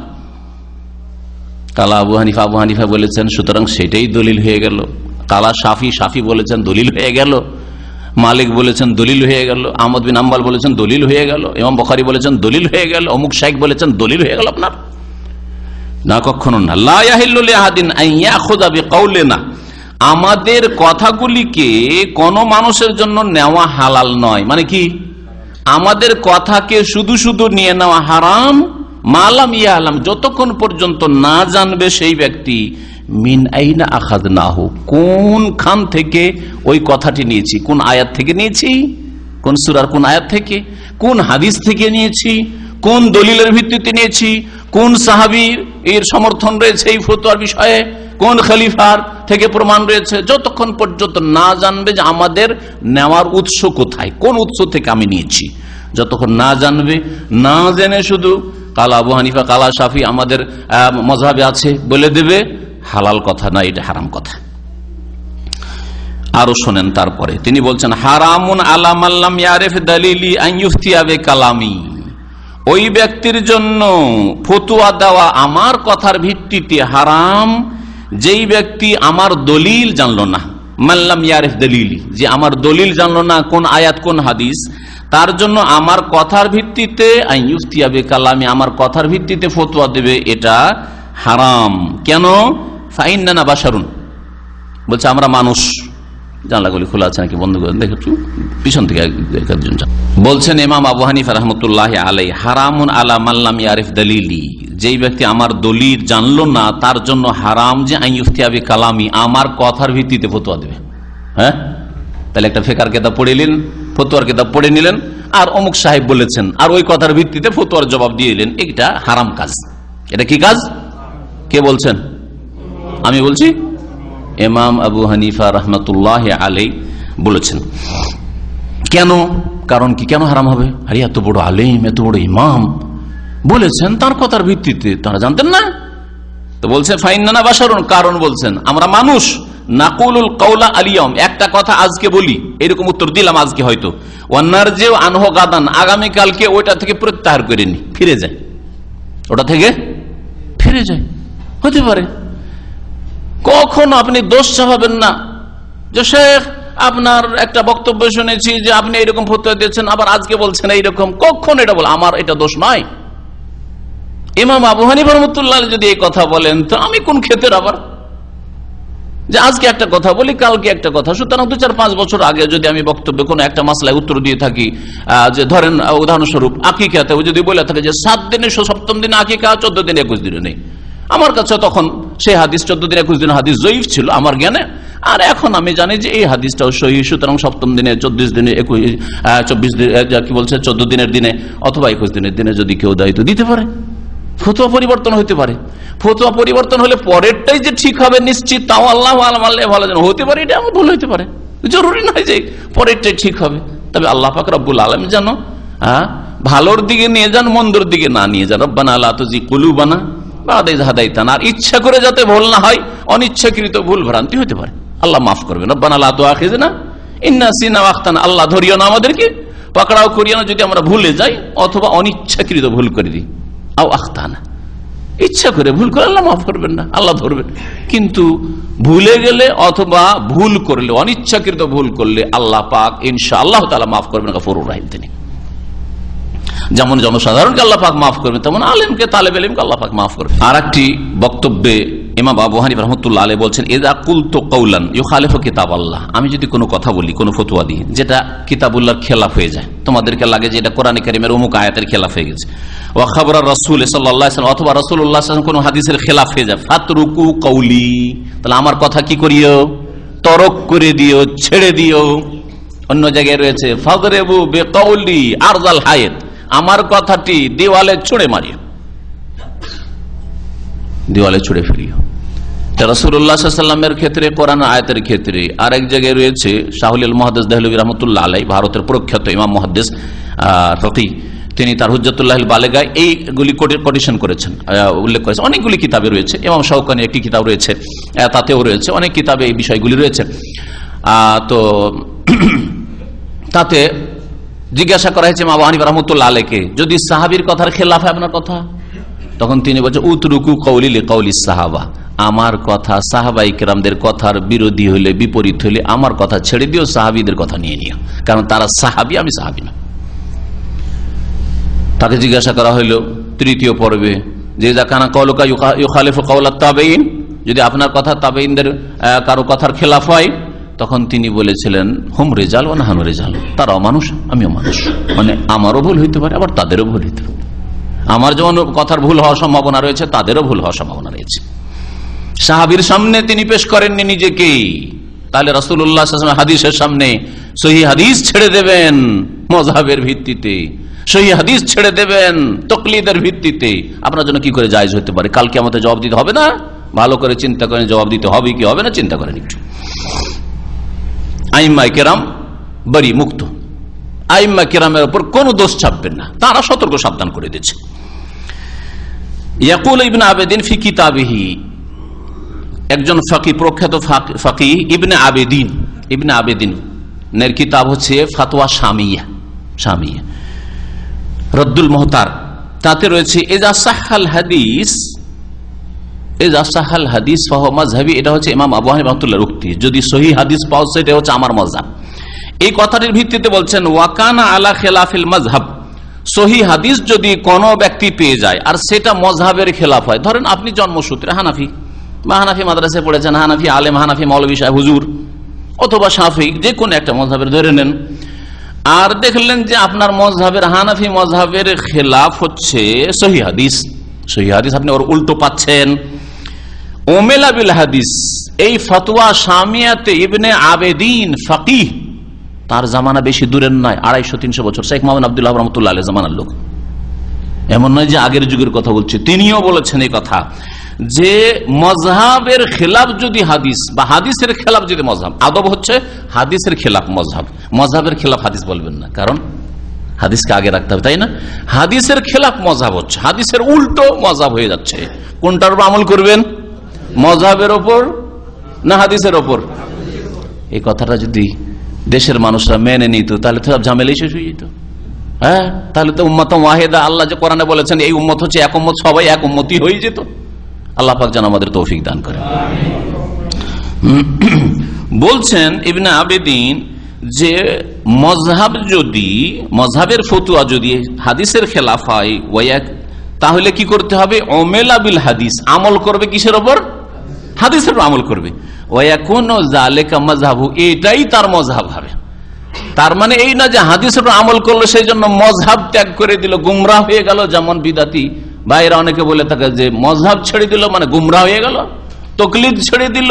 হ্যাঁ, সহিহ হাদিস পেলে আমল করতে হবে না, একগিয়ারি থাকতো, আপনি এটাতে যেতে পারবেন না, ওইদিকে যেতে পারবেন না, একগিয়ারি থাকেন, বলছে না তাদের এক শ্রেণীর আলেমরা?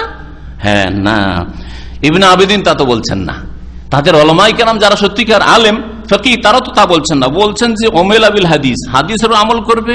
ওয়া ইয়াকুনু যালিকা মাযহাবু, এটাই তার মযহাব হবে।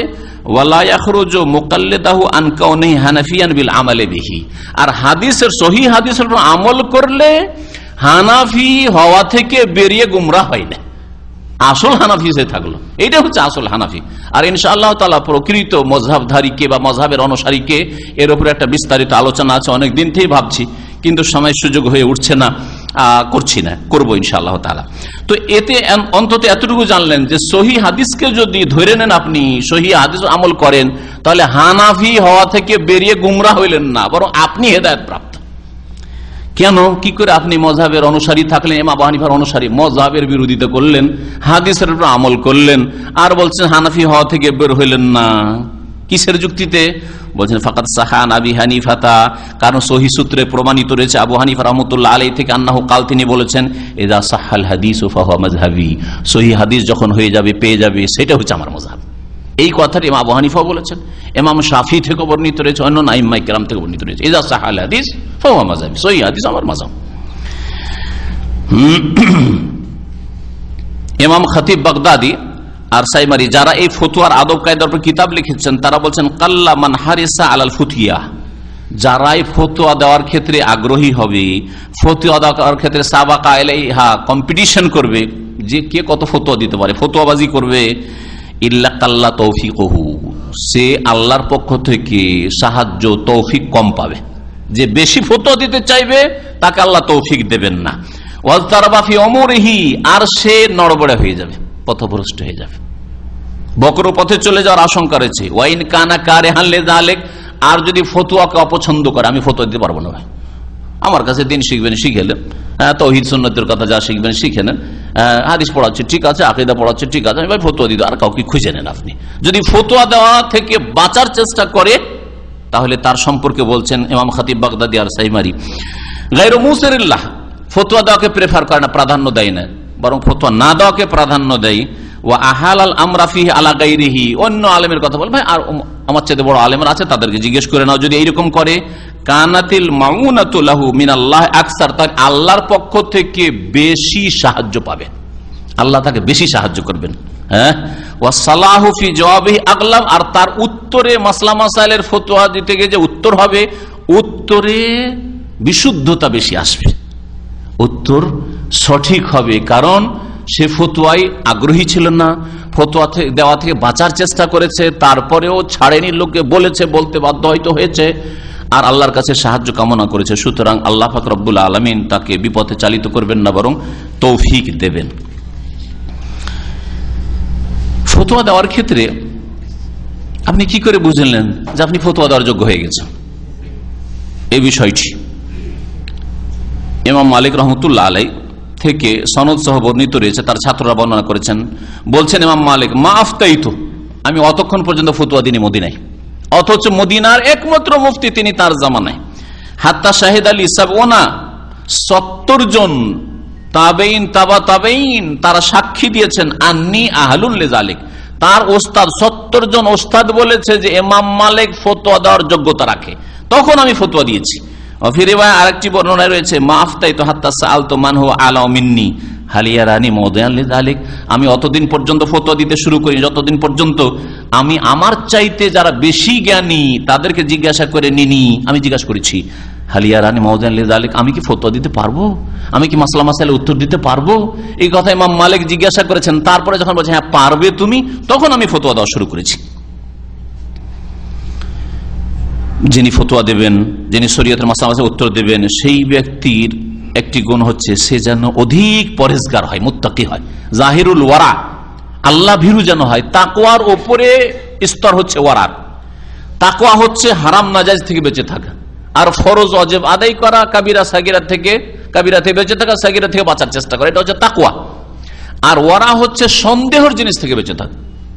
সন্দেহ, কোন একটা জিনিস হয়তো, কোন একটা বিষয় মনে হয়েছে এটা আমার জন্য হালালও হইতে পারে, আবার হালাল নাও হইতে পারে, হালাল হইতেও পারে আবার হালাল নাও হইতে পারে, সন্দেহ হচ্ছে। ওই ক্ষেত্রে অধিকাংশ লোকেরা বাঁচে না, না এটা একটা হালালের দিকেও লাগছে, হালাল হইতে পারে, চলবে। আর একজন সতর্ক, সে বলছে যে ভাই যখন সন্দেহ লাগছে আমি সন্দেহ মুক্ত, আমি করলামই না, নয় করলাম না, এটা এই ব্যবসা করলামই না, সন্দেহের ব্যবসা, এটা হচ্ছে ওরা। এটা খেলাম না আমি, যখন সন্দেহ জিনিস খেলাম না, কি জানি কোত্থেকে আসছে না আসছে, খেলাম না আমি। তো মুফতি সাহেবকে অধিক পরেজগার হইতে হবে। মশহুরান বিদ্যানাতি জাহিরা, বাহ্যিক দিনদারি ধার্মিকতায় যেন সে প্রসিদ্ধ হয়। ওয়াসিয়ানাতুল বাহিরা, আর সে যেন অধিক গুনাহ থেকে বাঁচনেওয়ালা হয়, নিজেকে গুনাহ থেকে, অন্যায় থেকে, ভুল ভ্রান্তি থেকে বাঁচাবার চেষ্টা করে, এইরকম যেন মুফতি হয়। দু একটি কথা আর বলবো। এইখানে একটি হাদিস পেশ করি। হাদিসটা পেশ করার আগে বলি, ইমাম সৌরি, সুফিয়ান সৌরি রহমতুল্লাহ আলাইহি, খুব বড় তাবাতাবিদের জামানার, তিনি বলছেন ইন্নামা ফাজলুল ইলমি লিআন্নাহু ইউত্তাকা বিহিল্লাহ, ইলমের ফজিলত কেন, কোরআন এবং হাদিসের জ্ঞানের ফজিলত, আলেমের ফজিলত কেন রয়েছে? এই জন্য যে কোরআন এবং হাদিস আপনি পড়ে শুনে আল্লাহকে ভয় করবেন। আর যদি কোরআন হাদিস পড়ে আল্লাহকে না ভয় করেন, তাহলে অন্যান্য জ্ঞানের মতো হয়ে গেল, মেডিকেলের মতো হয়ে গেল, ইঞ্জিনিয়ারিং এর মতো হয়ে গেল, দুনিয়ার সায়েন্স পড়া হয়ে গেল, টেকনোলজি পড়া হয়ে গেল। তাহলে কোরআন এবং হাদিস পড়ে যদি আল্লাহ কি না ভয় করলেন, তাকওয়াই না হইল, পাপ মুক্তই না হইলেন, তাহলে কোরআন হাদিস পড়ে লাভটা কি? তারপরে একটি হাদিস পেশ করেছেন মুসনাদ আহমদ, আবু দাউদ, ইবনে মাজাহ, হাদিসটি রয়েছে। নবী করিম সাল্লাল্লাহু আলাইহি ওয়াসাল্লাম বলেছেন, মান তাআল্লামা ইলমান, যেই ব্যক্তি ইলম শিখলো কোরআন এবং হাদিসের, মিম্মা ইয়াবতাগি বিযালিকা ওয়াজহাল্লাহ, বা মিম্মা ইউবতাগা বিহি ওয়াজহাল্লাহ, যেই ইলম দ্বারা আল্লাহর সন্তুষ্টি কামনা করা হয়। কোন ইলম দ্বারা আল্লাহর সন্তুষ্টি কামনা হয় বলেন? দ্বীনের ইলম। কোরআন এবং হাদিসের ইলম হচ্ছে ইবাদত, বরং নফল ইবাদত চাইতে উত্তম। কোরআন এবং হাদিসের ইলম হচ্ছে আশরাফুল উলুম, সবচেয়ে ভালো ইলম। আকীদার ইলম হোক, আর তাফসীরের ইলম হোক, আর হাদিসের ইলম হোক, আর ফিকহের ইলম হোক, কোরআন এবং হাদিসের এক কথায় ইলম, কোরআন এবং হাদিসের সাথে সম্পর্কিত ইলম।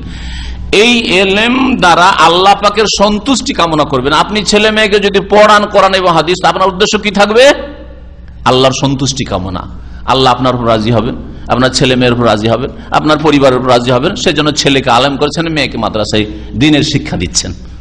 আর যদি মনে করেন যে আমার ছেলেটাকে কোরআন হাদিস পড়াবো যাতে করে সৌদি আরব আসতে পারে, আর আসার পরে একটা রিজিকের রাস্তা খুলে আর বড় পয়সাওয়ালা হইতে পারে, তাহলে আপনি দ্বীনের জ্ঞান দিয়ে, দ্বীনের এলেম দিয়ে দুনিয়া হাসিল করতে চাইলেন। এর একটা উদাহরণ দেব, যদি ভুলে যায় তো মনে করিয়ে দেবেন। দ্বীনের এলেম দিয়ে দুনিয়া হাসিল করার একটা চমৎকার উদাহরণ উলামায়ে কেরামরা দিয়েছেন। বলছেন যদি যেই এলেম দ্বারা আল্লাহর সন্তুষ্টি কামনা করা হয়, সেই এলেম শিখার পরে কি করে আল্লাহর সন্তুষ্টি উদ্দেশ্য না থাকে, লা ইয়াতাআল্লামুহু ইল্লা লিয়ুসিবা বিহি আরাদাদ দুনিয়া, দুনিয়ার কোন স্বার্থ হাসিলের জন্য এলেম শিখলো, কোরআন শিখলো, কোরআনের হাফেজ হইল, কি জন্য? যে আন্তর্জাতিক কম্পিটিশন প্রতিযোগিতা হবে মক্কায়, আর লাখ লাখ রিয়াল পাওয়া যায়, ওতে আমার ছেলে যাতে পায়, 1 লাখ যাতে করে চলে আসে। দরকার কি 1 লাখ ইনকাম করতে করতে বিদেশে 5 বছর 10 বছর হবে কি হবে না, একবারে নিয়ে চলে আসবে। হ্যাঁ, যদি এইরকম কোন গরজ হয়, যে কোনো গরজ হোক না কেন, দুনিয়ার যে কোনো গরজ, অথবা খ্যাতি লাভ, প্রসিদ্ধ হব, লোক জানবে, বিশ্ব জানবে, বিশ্ব চেনবে আমাকে, এইরকম যদি হয়, লাম ইয়াজিদ আরাফাল জান্নাহ ইয়াউমাল কিয়ামতি, কিয়ামতের দিনে জান্নাতের সুগন্ধি পাবে না। সুবহানাল্লাহ, জান্নাতের সুগন্ধি পাবে না। দ্বীনের ইলম শিখে যা দ্বারা আল্লাহর সন্তুষ্টি অর্জন করতে হইতো, তা দিয়ে যদি দুনিয়ার গরজ করে, দুনিয়ার গরজ মানে টাকা পয়সা, দুনিয়ার গরজ মানে মান সম্মান বাড়ানো, দুনিয়ার গরজ মানে সুনাম সুখ্যাতি কামনা করা, কেউ যদি এমনি সুনাম করে তারপরে করে, সেটা আলাদা কথা, সেটা আপনি রুখতে পারবেন না, সেটা বাধা দিতে পারবেন না। কিন্তু যদি আপনার আকাঙ্ক্ষা থাকে যে লোকে নাম করুক, অথবা আমার খাতা এগুলো ব্যালেন্স হোক, আর সব আমার দিকে আসুক, হ্যাঁ, আর সব বলুক যে এর মাধ্যমে সবকিছু হচ্ছে, আউযুবিল্লাহ, আল্লাহ পাক আমাদের হেফাজত যেন করেন। যদি এইরকম হয়, তাহলে জান্নাতের সুগন্ধি পর্যন্ত কিয়ামতের দিন পাবে না, জান্নাত পাওয়া তো দূরের কথা। তাহলে অনেক আলেম হয়েও জান্নাত তো পাবে না, জান্নাতের সুগন্ধিও পাবে না। সুবহানাল্লাহ, আল্লাহ যেন এরকম আলেম না করে, আল্লাহ পাক এরকম তালেব ইলম না করে। যে কোরআন এবং হাদিসের আলেম জ্ঞানী হলো, জ্ঞানী হওয়ার পরে তার দ্বারা নিজে উপকৃত হইল না, অন্যরা উপকৃত হইতে পারলো না, সেই ব্যক্তি কিয়ামতের দিনে সবচেয়ে বেশি আক্ষেপ করবে, সবচেয়ে বেশি আক্ষেপ করবে, তার দুঃখ কষ্টের শেষ থাকবে না। আলেম এলেম শিখেছে, নিজেও তার দ্বারা উপকৃত হয়নি, আর অন্যকে উপকৃত করতে পারেনি, সে সবচেয়ে বেশি ক্ষতিগ্রস্ত কিয়ামতের দিনে।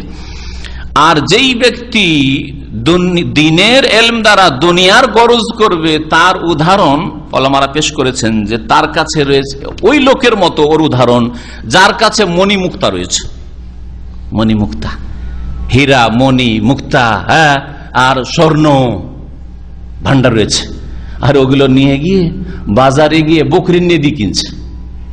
কথা বুঝছেন? বকরির নেদি না হয় গোবর কিনছে, গরুর উঠের। এটা আমার উদাহরণ না, ওলামায়ে কেরাম দিয়েছেন। দুনিয়ার খ্যাতি কামনা, দুনিয়াতে টাকা পয়সা, এগুলি হচ্ছে বকরির নেদির মতো। আর দ্বীনের ইলম হচ্ছে মণি মুক্তা, হীরা, লুলু আল মারাজান।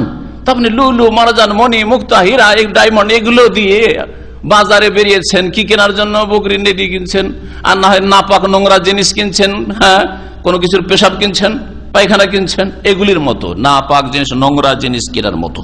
ইমাম আহমদ রহমতুল্লাহ আলাইহির আর একটি উক্তি বলি আপনাদেরকে, তিনি বলছেন লিয়ালাম আল মুফতি, যে ফতোয়া দিবে মুফতি সাহেব যেন অবশ্যই জেনে রাখে, আন্নাহু ইউআক্কি আনিল্লাহি আমরাহু ওয়া নাহিয়াহু, আল্লাহর পক্ষ থেকে স্বাক্ষর দিচ্ছে, ওয়া আন্নাহু মাওকুফুন ওয়া মাসউলুন আন যালিকা, তাকে আল্লাহর সামনে দাঁড় করানো হবে, আর আল্লাহর সামনে তাকে জিজ্ঞাসাবাদ করা হবে, জবাবদেহি করতে হবে। সুতরাং ভালো করে চিন্তা করে নিও ফতোয়া দিতে গিয়ে, আর ধর্ম দিন সম্পর্কে কথা বলতে গিয়ে। আর শুরুতে বলেছি যে যত বেশি জটিল বিষয় হবে, তত বেশি আপনি ঝুঁকিপূর্ণ অবস্থায় যাবেন। ইমাম ইবনে সিরিন রহমতুল্লাহ আলাইহি, চেনেন ইবনে সিরিনকে? হ্যাঁ, মুহাম্মদ ইবনে সিরিন, তাই না? স্বপ্ন সম্পর্কে, তার সম্পর্কে পরিচিত হয়েছে, স্বপ্নের বড়ই জ্ঞানী ছিলেন তিনি। কিন্তু শুধু স্বপ্নের জ্ঞানী ছিলেন না, স্বপ্নের তাবির বা স্বপ্নের বিবরণে, কোরআন এবং হাদিসেরও বড় জ্ঞানী, ফকিহ তাবেঈ ছিলেন প্রখ্যাত। তার সম্পর্কে রয়েছে যে ইযা সুইলা আনিশ শাই মিনাল হালাল ওয়াল হারাম, যখন তাকে কোনো হালাল হারাম বিষয়ে জিজ্ঞেস করা হতো, এটা হালাল না হারাম, তাগাইয়ারা লাউনুহু, তখন তার রং চেহারা পাল্টিয়ে যেত, হঠাৎ করে রং চেহারা পাল্টিয়ে যেত। দেখেন অনেক সময় ভালো পরেশগার মানুষকে যদি জিজ্ঞাসা করা হয়, তার আগে নর্মাল সাধারণ অবস্থায় ছিল, কিন্তু এমন কথা একটা জিজ্ঞেস করা হয়েছে, সাথে সাথে ঘাম আসা শুরু হয়েছে, ঘামতে শুরু হয়েছে। এটা ভালো লক্ষণ, এটা তার জন্য ভালো লক্ষণ, এটা ভয় নাই, কিন্তু আল্লাহর ভয় যে এমন একটা জিনিস জিজ্ঞেস করা হইলো, কি করে, কি কোন আয়াতের ভিত্তিতে আমি জবাব দেবো, কোন হাদিসের ভিত্তিতে আমি জবাব দেবো, আর জবাব দিয়ে আমি বাঁচতে পারবো কিনা আল্লাহর কাছে, আল্লাহর আযাব থেকে। এই সবগুলি কথা চিন্তা করা এই কিছুক্ষণের মধ্যে, 1-2 মিনিটের মধ্যে আপনাকে চিন্তা করতে হবে। তো ইবনে সিরিন রহমতুল্লাহ আলাইহি যখন কোনো বিষয় সম্পর্কে হালাল হারামের কথা জিজ্ঞেস করা হতো, এটা জায়েজ না জায়েজ, হালাল হারাম, তাগাইয়ারা লাউনুহু তাবাদদালা, তার রং চেহারা পাল্টিয়ে যেত, হাত্তা কান্নাহু লাইসা বিল্লাযী কানা, একটু আগে যে ইবনে সিরিন, সেই ইবনে সিরিন মনে হইতো না, মনে হচ্ছে আলাদা কোনো লোক, অন্য লোক, এমন ভাবে রং চেহারা পাল্টিয়ে যেত একবারে ভয়। ওয়াকানা নাখী, ইব্রাহিম নাখী, ইমাম আবু হানিফা রাহমাতুল্লাহ আলাইহি ওস্তাদ নাখী, কুফার আলেম ছিলেন। ইউসআলু ফাতাযহারু আলাইহিল কারাহা, তাকে যখন মাসলা জিজ্ঞেস করা হইতো তখন অপছন্দ করতেন তিনি, আর তার চেহারাতে প্রকাশ পেত যে তিনি অপছন্দ করছেন এই জিজ্ঞাসাবাদ। সুম্মা ইয়াকুল, তারপরে বলতেন, মা ওয়াজাদতা আহাদান তাসআলুহু গায়রি, আমাকে পেয়েছো আর কাউকে পাওনি, আমাকে জিজ্ঞেস করতে এসেছো আর কাউকে পাওয়া যায়নি। ওয়াকালা, আর বলতেন, লাকাদ তাকাল্লামতু ওয়ালাউ ওয়াজাদতু বুদ্দান মা তাকাল্লামতু, বলতেন যে আমি মানুষের মাসলা মাসাইলের উত্তরে কথা বলে থাকি, যদি আমি এতে থেকে বাঁচার কোনো পথ পেতাম তো কখনো কথা বলতাম না, কখনো মাসলা মাসাইলের উত্তর দিতাম না। ওয়াইন্না জামানান আকুনু ফিহি ফাকিহ আহলুল কুফা লা জামানুস সু, যেই যুগে আর কোন ফাকিহ থাকলো না, ইব্রাহিম নাখীকে ধরে নিল যে কুফার ফাকিহ কে, ইব্রাহিম নাখী। কুফাতে কাকে মাসলা জিজ্ঞেস করতে হবে? ইব্রাহিম নাখীকে জিজ্ঞেস করতে হবে। এই জামানায় এসে পৌঁছেছি আমি, এই জামানাটা খুব খারাপ জামানা, খুব খারাপ জামানা, যে আমার চাইতে বড় কেউ নাই মনে করছে লোকেরা, আর কারো কাছে যায় না, আমাকে সে জিজ্ঞেস করছে, এটা খুব খারাপ জামানা। আল্লাহ পাক রব্বুল আলামিন সূরা হুজরাতের আয়াত নম্বর 1 প্রথম আয়াতে ইরশাদ করছেন, ইয়া আইয়ুহাল্লাযীনা আমানু লা তুকদ্দিমু বাইনা ইয়াদাইল্লাহি ওয়া রাসূলিহি, হে ঈমানদার লোকেরা, তোমরা আল্লাহর সামনে আর রাসূলের সামনে আগে বাড়িও না, আগে বাড়িও না। কোরআনের আয়াতের ভিত্তিতে কথা হইল, কোন আয়াতের ভিত্তিতে, কোন হাদিসের ভিত্তিতে কথা হইল, যদি সম্যক জ্ঞান না থাকে, তারপরে হাদিস সম্পর্কে যথেষ্ট জ্ঞান থাকতে হবে। একটা বিষয়ে সবগুলি হাদিস সম্পর্কে আপনার জ্ঞান থাকতে হবে। যদি জ্ঞান না থাকে, একটা হাদিস নিয়ে নিলেন, আর তারপরে হাদিস সহিহ না জয়ীফ, সেই ক্ষেত্রে হয়তো আপনার সন্দেহ অস্পষ্টতা আছে, এইরকম যদি হয়, দলিল সম্পর্কে আপনার ক্লিয়ার, আপনার একটা ধারণা নেই যদি বলেন, তাহলে আপনি আল্লাহর সামনে, রসুলের সামনে বাড়লেন। এই আয়াতটি ব্যাপক অনেক ক্ষেত্রে যেতে পারে, যেমন এটি একটি ক্ষেত্র। ফতুয়ার ক্ষেত্রে আগ্রহী হওয়া, ফতুয়া দিতে আগ্রহী, হ্যাঁ, শরীয়তের মাসলা মাসাইল জিজ্ঞেস করলে দিতে হবে, দিতে হবে, এটা আল্লাহ রসুলের আগে বাড়ার মন মানসিকতা, খুব সাহস দেখানো। এইরকমই আল্লাহ এবং তার রসুলের আগে বাড়া হচ্ছে এমন কোন কাজ করা ধর্মের নামে যেটা নবী করিম সাল্লাল্লাহু আলাইহি সাল্লাম করেননি, তার সাহাবায়ে কেরাম করেননি, খুলাফায়ে রাশিদিন করেননি, তাবেঈনরা করেননি, তাবেঈনরা করেননি। যেমন আজকে হচ্ছে রবিউল আউয়াল মাসের কয় তারিখ? 9 তারিখ, 12 রবিউল আউয়ালে ঈদ মিলাদুন নবী। লা তুকদ্দিমু বাইনা ইয়াদাইল্লাহি ওয়া রাসূলি, আল্লাহর আগে বাড়িও না, রাসূলের আগে বাড়িও না। কোন আয়াতের ভিত্তিতে ঈদ মিলাদুন নবী? কোন হাদিসের ভিত্তিতে ঈদ মিলাদুন নবী? কোন খলিফার আমলের ভিত্তিতে ঈদ মিলাদুন নবী? আবু বকর, ওমর, উসমান, আলী, কোন সাহাবীর উক্তির ভিত্তিতে ঈদ মিলাদুন নবী? কোন তাবেঈ আর কোন ইমাম, ইমাম আবু হানিফা, শাফি, মালিক, আহমদ, এক ইমামের ফতোয়া দেখান, মযহাব দেখান, যে তাদের মযহাবের কিতাব হেদায়েতে, বেকায়াতে, আর কোন কিতাবে কদরিতে অথবা মুগনিতে, আর কোন মযহাবের কিতাবে মজমুতে, আপনার শাফিঈদের কোন ফিকার কিতাবে আছে যে ইমাম সাহেবরা বলেছেন যে ঈদুল ফিতর, ঈদুল আজহার সাথে একটা ঈদে মিলাদুন নবী বাড়িয়ে নাও? আছে? কোনখানে আছে? লা তুকদ্দিমু বাইনা ইয়াদাইল্লাহি ওয়া রাসূলিহি, আল্লাহর আগে বাড়িও না, রাসূলের আগে বাড়িও না। আল্লাহ পাক যেন আমাদেরকে ভয় করার তৌফিক দান করেন, ভয় করার মতো, ইত্তাকুল হাক্কা তুকাতিহি, আল্লাহকে ভয় করার মতো ভয় করো। ভয় করার মতো ভয় করো, দুটি কথাই নয় শুধু, ভয় করার মতো ভয় করো আলেম সমাজ, মুফতি সমাজ, ভয় করার মতো ভয় করো এ দায়ী সমাজ, ভয় করার মতো ভয় করো, যারা নিজেদেরকে শেখ বলছো ভয় করার মতো ভয় করো, এত সাহস দেখাইও না। ভয় করার মতো ভয় করো যারা টিভির পর্দা ইসলামের কথা বলার জন্য আসছো, কিন্তু কোরআন নেই, হাদিস নেই। ওয়াজাদানা আলাইহা আবানা কাযালিকা ফালুন, বাপদাদা থেকে এতদিন ধরে আমাদের বাংলাদেশে ঈদে মিলাদুন্নবী হয়ে আসছে, আর এরা নতুন কথা কোথা থেকে চলে আসলো নিয়ে। হ্যাঁ, নতুন কথা এটা হইলো? হ্যাঁ, নতুন কথা হইলো যেটা রাসূলুল্লাহ সাল্লাল্লাহু আলাইহি ওয়াসাল্লাম করলেন না, সাহাবীরা করলেন না, খলিফারা করলেন না, আপনার 4 ইমাম করলেন না। ওইটা যেটা যে অবস্থাটা ছিল তখন সেটাই না আসল দিন। আর তাদের জামানার দিনটা নিলেন না আপনি, শুরু করলেন জন্মদিবস পালন করা, জন্মবার্ষিকী রাসূলুল্লাহ সাল্লাল্লাহু আলাইহি ওয়াসাল্লাম, সেটা দিয়ে শুরু হইল। আর বাড়তে বাড়তে ইহুদি নাসারাদের অনুকরণ করতে করতে এখন নিজের জন্মদিবস পালন, স্ত্রীর জন্মদিবস পালন, ছেলে মেয়েদের জন্মদিবস পালন, হ্যাঁ, মা বাপের জন্মবার্ষিকী পালন, আর জন্মবার্ষিকী, মৃত্যু বার্ষিকী, আর কত কি পালন। ভবিষ্যৎবাণী করেছেন। অবশ্যই অবশ্যই হে মুসলিমরা, তোমরা এমন একটা যুগ আসবে যেই যুগে গোলামি করবে, গোলামের মালা তোমাদের গলায় পরিয়ে দেওয়া হবে, আর তোমাদের পূর্বের ইহুদি নাসারা জাতির তোমরা অন্ধ অনুকরণ করবে, তাদের আদর্শের অনুসরণ করবে। ঈদে মিলাদুন্নবী 25শে ডিসেম্বর থেকে না হয়েছে। খ্রিস্টানরা বড়দিন পালন করবে 25শে ডিসেম্বর, আমরা 12 রবিউল আউয়াল কেন করব না? তারা উৎসব করবে, আমরা কেন উৎসব করব না? আল্লাহ পাক যেন হিদায়াত দান করেন মুসলিম উম্মতকে, আল্লাহ পাক রব্বুল আলম যেন বুঝার তৌফিক দান করেন আলেম সমাজকে, বিশেষ করে যারা বিভ্রান্ত করছে প্রচার মাধ্যমগুলিতে, সুন্নত থেকে সরিয়ে বিদআতের দিকে নিয়ে যাচ্ছে, তাওহীদ থেকে সরিয়ে নিয়ে গিয়ে শিরকের দিকে নিয়ে যাচ্ছে, কোরআন এবং হাদিস থেকে সরিয়ে নিয়ে অন্ধত্বের দিকে, তাকলিদের দিকে, তাকলিদে শাখসির দিকে নিয়ে যাচ্ছে। আল্লাহ পাক রব্বুল আলম তাদের অনিষ্ট থেকে উম্মতে মুসলিমাকে যেন রক্ষা করেন, আল্লাহ পাক আমাদের হেফাজত করেন। সাধারণ মানুষদেরকে আল্লাহ পাক রব্বুল আলামিন যেন তাদের কবল থেকে, তাদের ফিতনা থেকে, তাদের অনিষ্ট থেকে আল্লাহ পাক রক্ষা করেন, হেফাজত করেন। আল্লাহ পাক রব্বুল আলামিন যেন আমাদের সার্বিক ক্ষেত্রে হেফাজত করেন, দ্বীনের হেফাজত করেন, দুনিয়ার হেফাজত করেন। আল্লাহ পাক রব্বুল আলামিন সমস্ত রকম ফিতনা ফাসাদ থেকে আল্লাহ পাক আমাদের যেন বাঁচিয়ে রাখেন। আল্লাহ পাক আমাদের সকলকে জান্নাতুল ফিরদৌস দান করেন, জাহান্নামের আযাব থেকে যেন রক্ষা করেন। সুবহান রাব্বিকা রাব্বিল ইজ্জাতি আম্মা ইয়াসিফুন ওয়া সালামুন আলাল মুরসালিন ওয়ালহামদুলিল্লাহি রাব্বিল আলামিন। এক ভাই জিজ্ঞাসা করেছেন যে গণতন্ত্র আব্রাহাম লিঙ্কন ইহুদি, আমেরিকার বিগত রাষ্ট্রপতি তৈরি করা, তো আমরা ওই গণতন্ত্র ইসলামিক গণতন্ত্র, ইসলামিক গণতন্ত্র নেই, যেমন ইসলামিক মদ নেই, কথা বুঝছেন না, ইসলামিক জুয়া নেই, বোঝা গেছে? ওই রকমই ইসলামিক গণতন্ত্র। গণতন্ত্র মানে আমি আর একটা অকাট মূর্খ সমান। গণতন্ত্র মানে হচ্ছে ইসলামী বলেন আর গায়রে ইসলামী বলেন, গণতন্ত্র মানে সমান অধিকার ভোট দেওয়ার। আমার ভোটের যা মূল্য, একজন আল্লাহর শত্রু, বেদিন, বেনামাজি, নাস্তিক, তারও মূল্য ওই রকমই।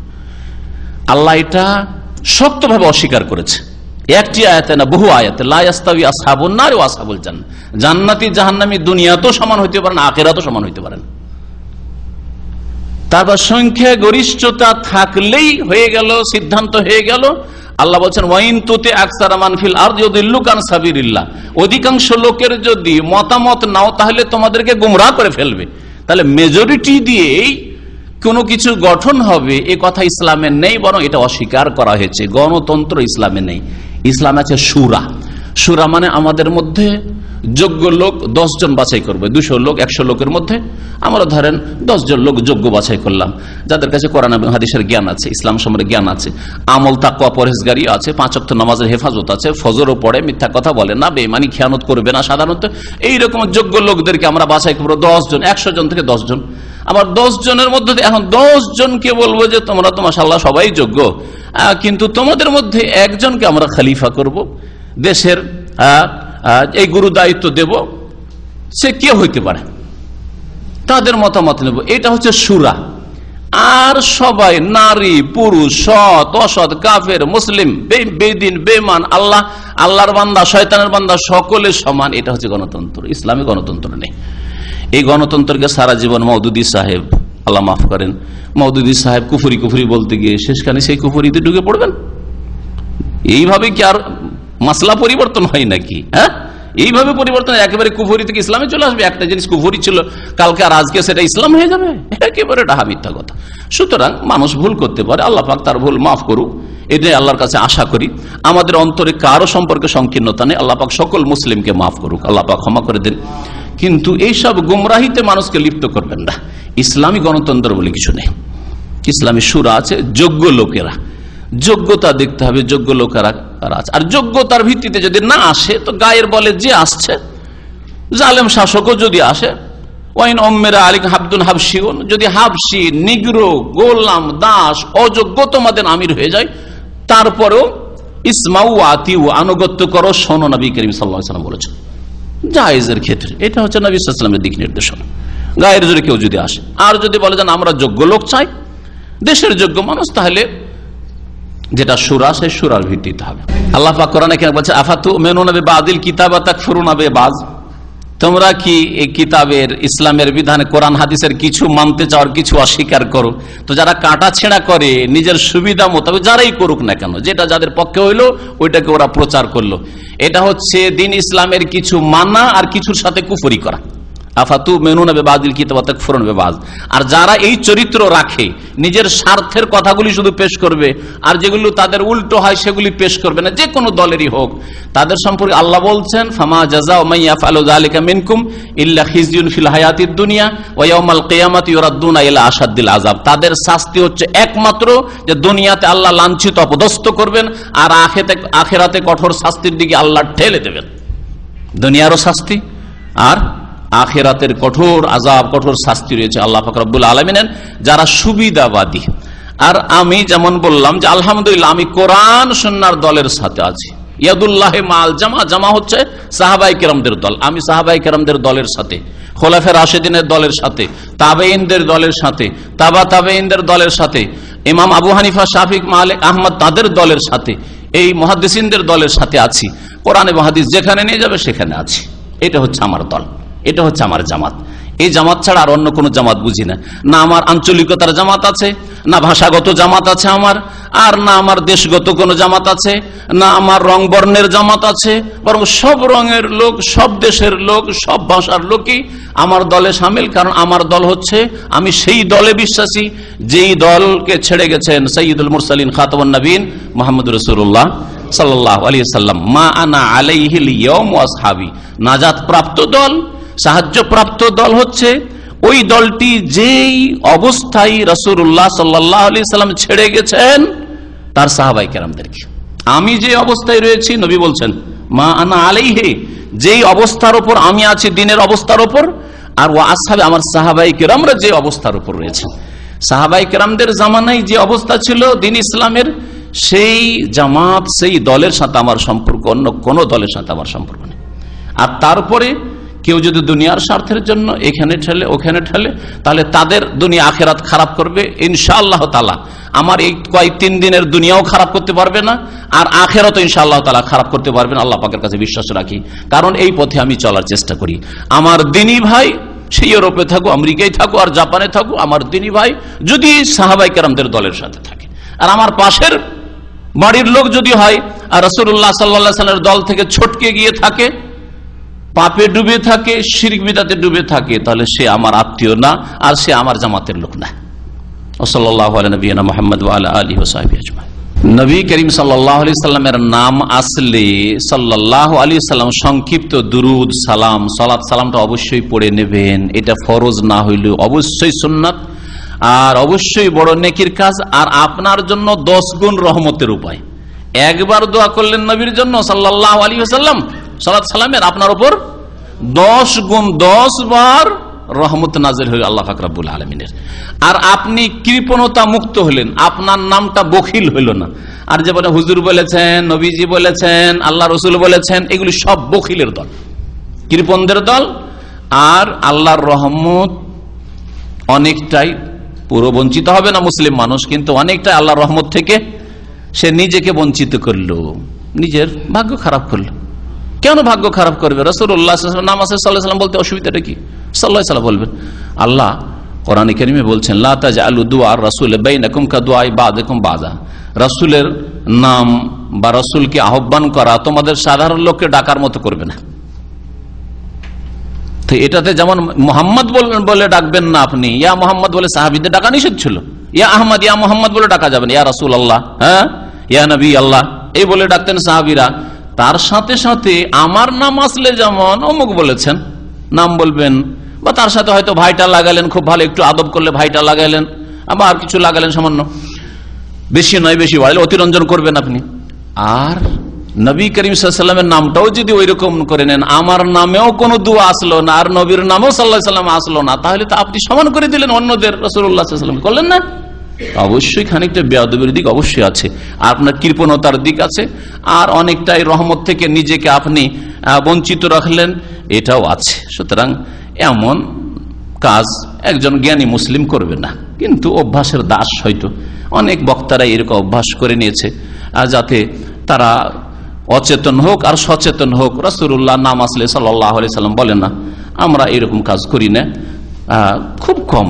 আর যদি মাঝে মধ্যে কখনো একবার দুবার ছুটে যেতে কোনো অসুবিধা নেই, কিন্তু অধিকাংশ সময় আপনার ব্যালেন্স বাড়াইবার চেষ্টা করবেন। সবাই দুনিয়ার টাকার ব্যালেন্স বাড়াচ্ছেন, নেকির ব্যালেন্স বাড়াইতে কেন আপনি এত অনীহা অভক্তি আপনার? আর যদি আলেম সমাজ, বক্তা সমাজ ওয়াজ করছে আর নেকির ব্যালেন্স নিজের বাড়াইতে চাই না, নবীজি বলেছেন, সাল্লাল্লাহু আলাইহি সাল্লাম বলে না, তাহলে সে তো নেকির ক্ষেত্রে আগ্রহী নয়। তাহলে আল্লাহ পাক যেন বুঝার তৌফিক দান করেন, এবং নবী করিম সাল্লাল্লাহু আলাইহি সাল্লামের সালাতু সালাম বেশি বেশি পাঠ করার তৌফিক দান করেন, কারণ এটা নবী সাল্লাল্লাহু আলাইহি সাল্লামের একটা হক উম্মতের উপর। না, হুজুর শব্দ ব্যবহার করবেন না। প্রথম কথা, হুজুর ব্যবহার করবেন। হুজুর মানে হাজির হওয়া, সাধারণত এটা আমাদের দেশের পরিভাষা। হুজুর মানে হাজির, এ হুজুর হচ্ছে এরা যারা হাজির, উপস্থিতি।